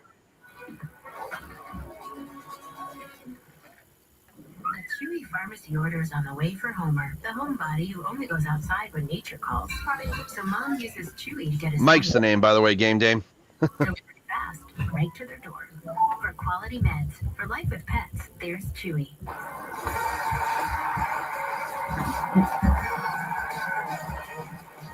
Game Day, how'd you get the name Game Day Sports Clips? Do you post clips of games or what? I'm curious myself. But yeah, I mean, like Jeremy just said, Canada's defense has definitely kept them in this game. It's also the defense that is the reason why the United States are up instead of this game being tied.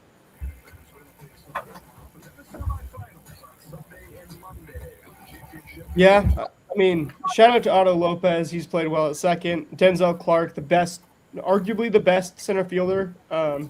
Did he win the Gold Glove this year on the American League? I don't think he did win a Gold Glove this year. Let me actually check. Julio was a finalist and didn't win it. Or was that Raphael who won it? Oh yeah, it was Rafaela, Rafaela. right. So Also, he did deserve it. Clark is going to be doing battle with those two, with Julio and Rafaela in the coming years for the Gold Glove. Yeah, I mean, shout out to the Canadian defense since then. It just shows how a couple plays can impact a game and impact your perception on how an entire side of the ball is performing, because you could play well for, you could actually have a good night overall, save for 2 mistakes. And I mean, if you're going into the next game, you could say, hey, well, our defense is actually pretty good. We know what we need to work on. But when it, comes to this game in particular, those mistakes are going to show up, like in the final score and stuff. So, well, we got some defensive changes here for the United States. Roman Anthony is out, and PCA replaces him in left field, and Byron Buxton is your new center fielder, and Garrett Whitlock is on the mound right now. Go ahead. Sorry, didn't mean to interrupt you, Dom. Oh, no, absolutely. I was pretty much done. But, yeah, I mean, if Canada manages to tie this game up, you won't be thinking about those Abraham Toro throws going forward. Well, Abraham Toro just sent one right into right center field, and Aaron Judge able to run it down for the out. So a very good catch right there for Aaron Judge. We're not going to bring up what happened to Judge in the World Series, but Judge is a good fielder for a reason. Here's the pitch on the way from Whitlock, and it is low.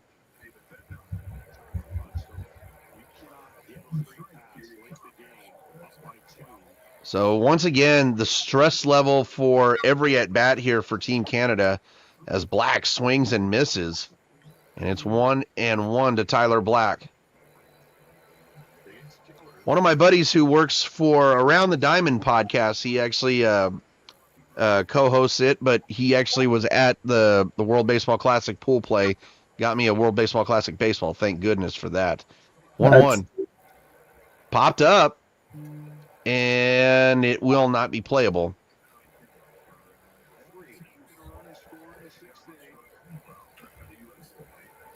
Tyler Black, as you see, 1 for 3 in this game with an RBI single. And he's just looking to get on base right now. He's looking to just get on base and bring that tying run up to the plate. Here's the pitch. Foul back. You definitely don't want to get Black on and have Bo Naylor come up, because Bo Naylor is the reason why this game is 5-3. The pitch. Swing and a miss. Got him. 2 down here in the 8th. I find it ironic that the ad on the Canadians' helmets and jerseys is Rogers.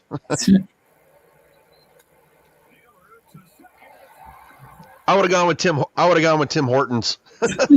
Yeah. Well, here we go. Bo Naylor. Here's the pitch. And did he go around? He did not. The film festival, Middle City. Bo Naylor, 2 for 3 in this game, is by far the MVP for Team Canada in this one. A single and a 2-run shot. Who's Here's the the MVP pitch. for the USA? Right Line now? drive. What a play right there by Terang. An incredible rest. Oh, my Bryce goodness. Terang snagging it, and we head to the 9th. It's 5-3. To answer your question, I would actually give Bryce Terang an MVP nod for the United States, but I also think that Pete Crow Armstrong has been big in this game. You know, both of them are 2 for 3 in this ball game.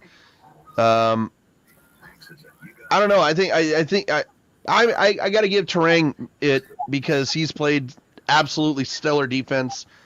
Case in point, right there. I'd say Terang or even Logan Webb. Yeah, You know, that's the two I was thinking of is Terang and Webb. Yep, Terang and Webb. But Terang and also- Webb is.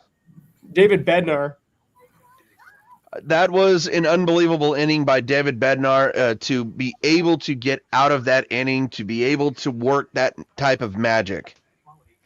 And yeah, I think if I got to give out 3 players of the game right now, it's Bryce Terang, it's David Bednar, and it is Logan Webb. I think those are solid players of the games so far for this game.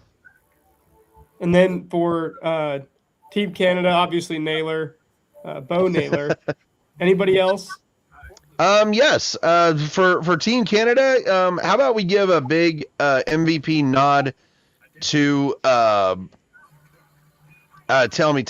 Micah Ashman. I like that. Ashman Micah- deserves some credit.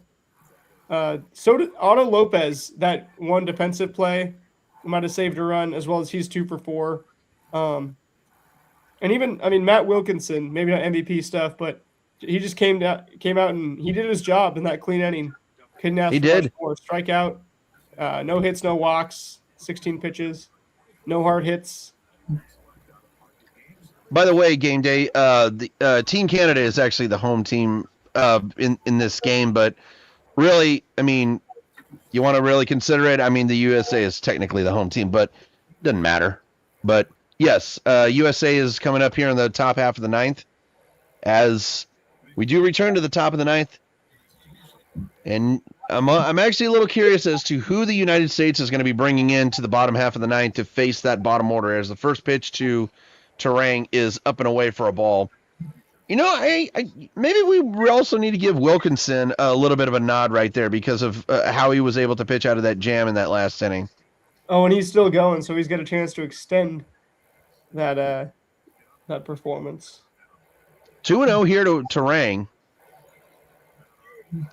And I don't know, if you're Team USA, if you can get the first 2 guys on, you have a chance to get Aaron Judge to the plate as Terang looks at ball 2, 3 balls and no strikes, sorry. So and it looks like you're going to be seeing an automatic strike right here from Wilkinson because we all know 3-0, you take all the way. There it is. There's a strike, 3-1.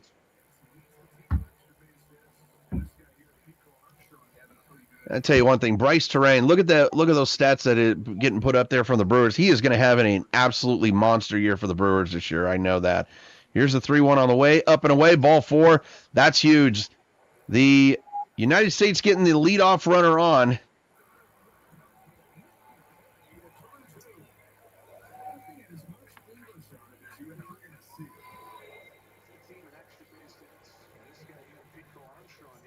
So if we remember, though, the other night, Pete Crow Armstrong had one big swing of the bat to really put the United States back in this game. He's 2 for 3 tonight with with a single and an RBI. And here's the pitch. There's a ground ball. It actually hit the dirt. It hit the dirt, went straight, took a curve, and it's going to be a double play. And you want to talk about getting a bounce. That ball, if you see it, it hits something right there. That's off his cleat. I saw that home play angle, but Let's see right here on the replay. I don't know. You can't tell really. There, it looked like from the center field look that it hit something and took a weird hop. But there are two down here in the top of the ninth. Here's the pitch on the way to Bobby Witt, and it's outside for a ball. But I mean, here's a better look, and yeah, look at that. That ball, it went down, and then it came to the right. 1-0 on the way to Witt Jr. is outside for a ball.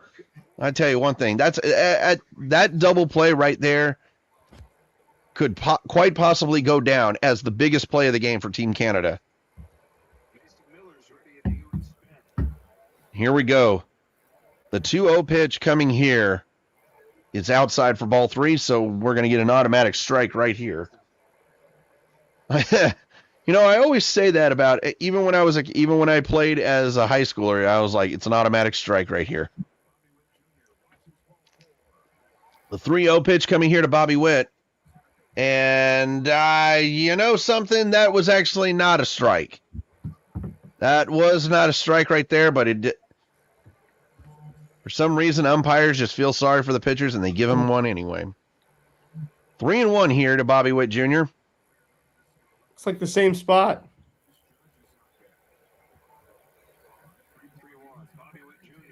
Almost the exact same spot there, and he does walk. Yeah, you're absolutely right. Well, Bryce Harper has got a chance here. And if he can find a way to get on base and bring up Aaron Judge, even with 2 outs, that's huge.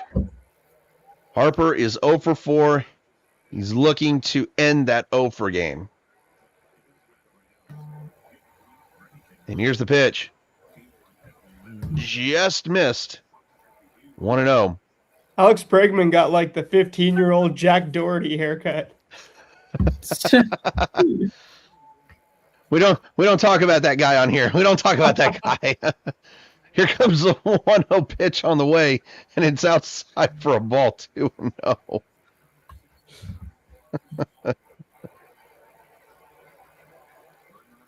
I don't know. This is I think the most stressful inning that Team Canada has, because you got to go into the 9th inning just down by 2. Here comes a 2-0 on the way to Harper.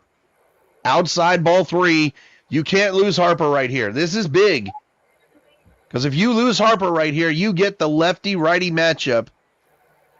But I doubt they're going to let Aaron Judge face a lefty. Here we go. 3 balls. No strikes. To Harper. Here's the 3-0. And oh my God. You know what? I don't blame Bryce Harper one bit.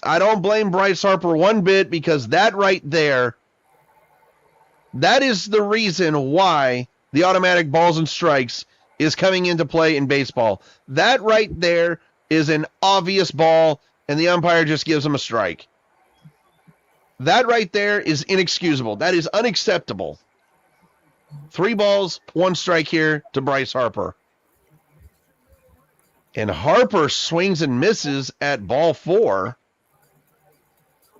And the count is now full here for Bryce Harper. Once again, you just look at that. If he strikes out right here, or if he gets out, here we go. Here's the 3-2 pitch coming to Bryce Harper. Swing and a miss, and Wilkinson goes 2 innings. And you know something? If something happens here in the bottom of the 9th inning, a lot of people are going to look at that ball call and just be like, where was it a strike? You know, Joe, I'm not going to lie, man. You know, you do see things before we do, and it's just like, I don't understand. This is why the automatic balls and strikes is coming into play. It's because of umpires like this. It's calls like that are just unacceptable. And before I get Dom's opinion on it, like it changes an at bat completely. Yep. Some ways kind of wish that they were able to figure something out to get ABS in this tournament. They have got to get ABS in this tournament next time. But I mean, Dom, like that one call just changed an at bat, and it changed it for the worse for Bryce Harper. The definition of the strike zone, right? They changed it a couple years ago, made it more exact. They said it's the bottom of the lettering, the bottom of the chest.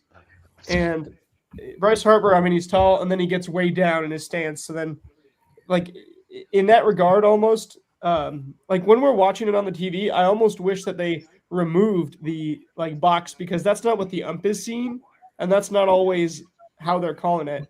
But even now, like that's obviously not a strike. Like when you see something like that, it's like, okay, even the ABS might be off of what we see on the TV. Like it might have been closer than that. So I'm like, I don't know. I like the human element. I'm not for AI taking people's jobs, but this is something that's been coming for a long, long time. Well, you said that we may not see Mason Miller, and here he is. Mason Miller is on to pitch for the United States and put them into the semifinals with a matchup against Dominican Republic. And here we go. This is it. And Mason Miller, who was not particularly sharp in his last outing for the United States, I think right now, if you're Mason Miller, you just take a deep breath and be like, it's just another at-bat, and you just throw. Jared Young, a pinch hitter here for Canada. Here comes the first pitch on the way from Mason Miller. And that fastball comes in at 101. Swings and misses. 0-1 here. I don't know. The way Mason Miller looks, he's got a very calm complexion right now. Here we go. The 0-1 on the way. Slider goes. That is nasty. That's what you just call disgusting. You go from 101 to 88 miles an hour. Unbelievable. 0-2 here to Young. Here comes the 0-2 pitch on the way, and he fouls it back, and that's a slider again. I don't know if you guys remember, Bryce Miller's first start was against Mason Miller, who was starting opposite him. I forgot Mason Miller was a starting pitcher at one point. I always forgot forget too. that. But Bryce going up against Mason Miller in the ODOTCO Coliseum, and Bryce had a no-hitter going into the top of the seventh inning. I completely forgot about that. Well, 1-2 here to Young. Mason Miller is set. Nope, and he's not going to come set. Cal's going to come out and talk to him. I also need to remind you about a game that the Mariners played the Oakland Athletics. I think it was back in 2024, I believe, and Mariners were down by a couple of runs, and Julio just comes up to face Mason Miller, and all of a sudden he takes a 103-mile-an-hour fastball dead center field and just cranks it. I do believe the Mariners lost that game, but I mean, that just shows you just how good of a hitter Julio Rodriguez is just to be able to go up there with that much confidence and put the barrel on the barrel on the ball just dead on like that. 2-2 here to Young. Maybe Mason Miller can have his redemption arc on Sunday. You never know. 3-2 here. And this is unbelievable. You go 0-2 to start the hitter, and now all of a sudden, no, he did not go. Here we go. 3-2 pitch coming. Foul back. That's 102 miles an hour, and he's able to foul that. That's a win right there for you. Oh, here we go. 3-2.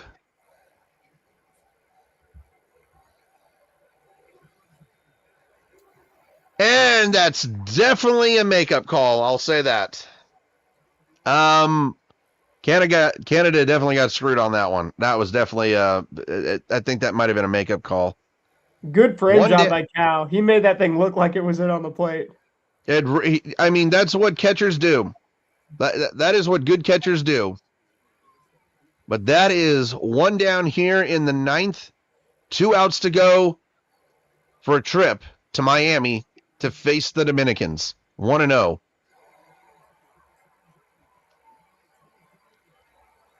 And here we go, Eduardo Julian. He does have power. We have seen it many times with the Twins. Here's the 1-0. Nice slider right there. What a slider by Mason Miller, and this is what these guys live for.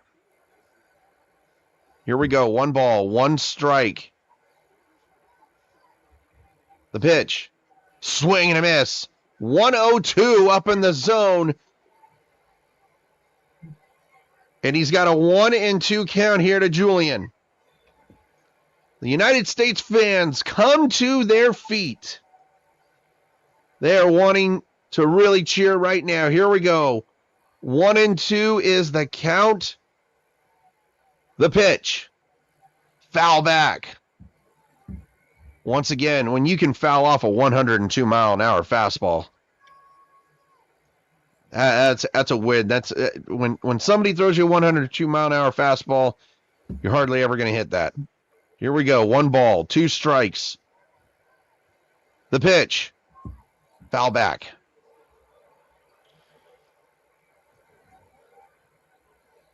I tell you one thing. If it wasn't for foul balls, Miller would definitely not have that high a pitch count after 2 hitters. Here we go. 1 ball, 2 strikes. 1-2. Outside for a ball. Nailers both just want a chance.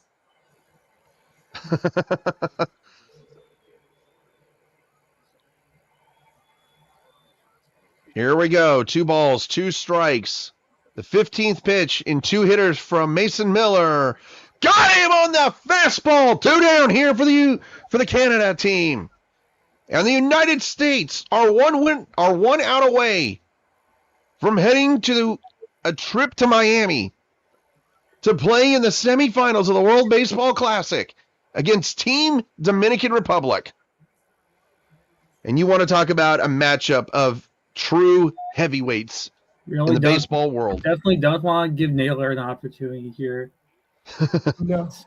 Here's the pitch to Lopez. In there for that was just the most nonchalant 101 mile an hour fastball I've ever seen. 0-1 here. You have got to get Lopez here because you cannot let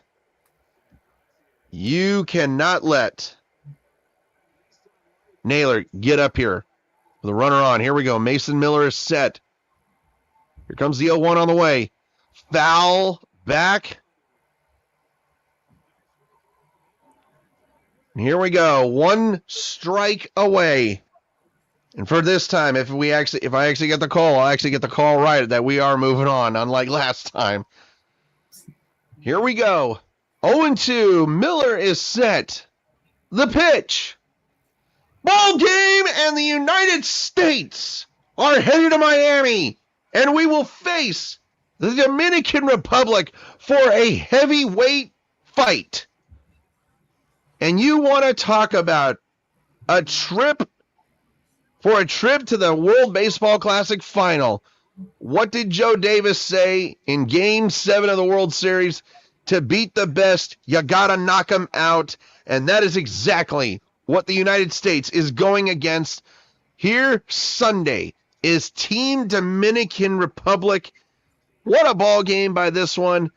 Joe, oh my goodness. Dom, I mean, wow. What a ball game right here. Definitely made it a little stressful, but biggest thing is they got the win and continue to play.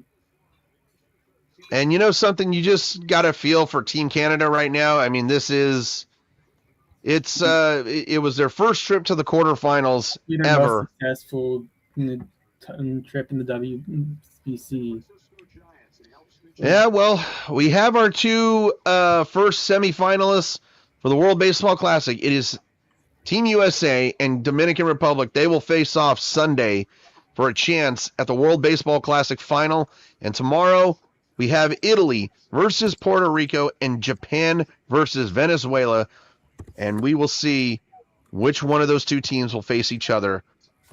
Joe, before we get done here, your final thoughts on this game before we get Dom's thoughts, because I know Dom's going to have a lot to say about this game. say it's good starting pitching for sure by Webb. The offense was pretty good and definitely got a little hairy in the middle, but the high leverage relievers at the end, Bednar and Whitlock and Miller did a great job shutting Canada down to not give them a chance to come back. Definitely, man. Definitely. All right. Well, before we get out of here, Dom, your final thoughts on this Team USA's win over Team Canada. Ooh, I mean, honestly, I think Joe did a pretty good job. It's those leverage relievers. And listen to the Rates and Barrels podcast today. Shout out, Eno Saris, Derek Van Riper. Trevor May, former Seattle Mariners pitcher, was on there talking about the difference between the U.S. and these other teams. I mean, Dominican has a stacked lineup, just like the U.S. They have some good starting pitchers, just like the U.S., but they don't have the relievers. They're always going in leverage situations in the major leagues. This USA team, I mean, when you can go, even starting out with Brad Keller and Gabe Spire, who wasn't there tonight, they ended up allowing the runs of the game tonight. But then you got David Bednar, Garrett Whitlock, Mason Miller, each go out, get a clean inning. I think that is the story for this USA team. And you come into the final or into the semifinal with complete polar opposites right here. You've got the U.S. versus a U.S. territory that is completely its own country in the baseballing world. You've got the most flashy team versus the least flashy team, both absolute juggernauts. And you've also, all the good stories, all the bad stories going up against each other. And the U.S. has played close in every single game at one point or another, or trailed. And the Dominican has dominated every game. So what this game is going to look like coming up, I have no idea, but it's complete polar opposites, and I cannot wait.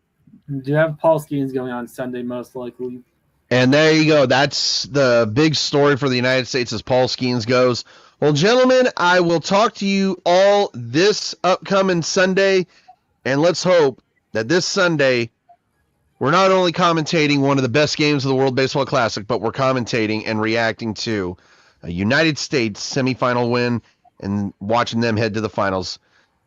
But for everybody out there, that is going to do it for this reaction from Teal Sleeves. Thanks so much for tuning in, guys. We'll see you on Sunday. And thank you guys for having me on, by the way. Appreciate you. Not a problem, man. See you Sunday, bro. All right. Bye.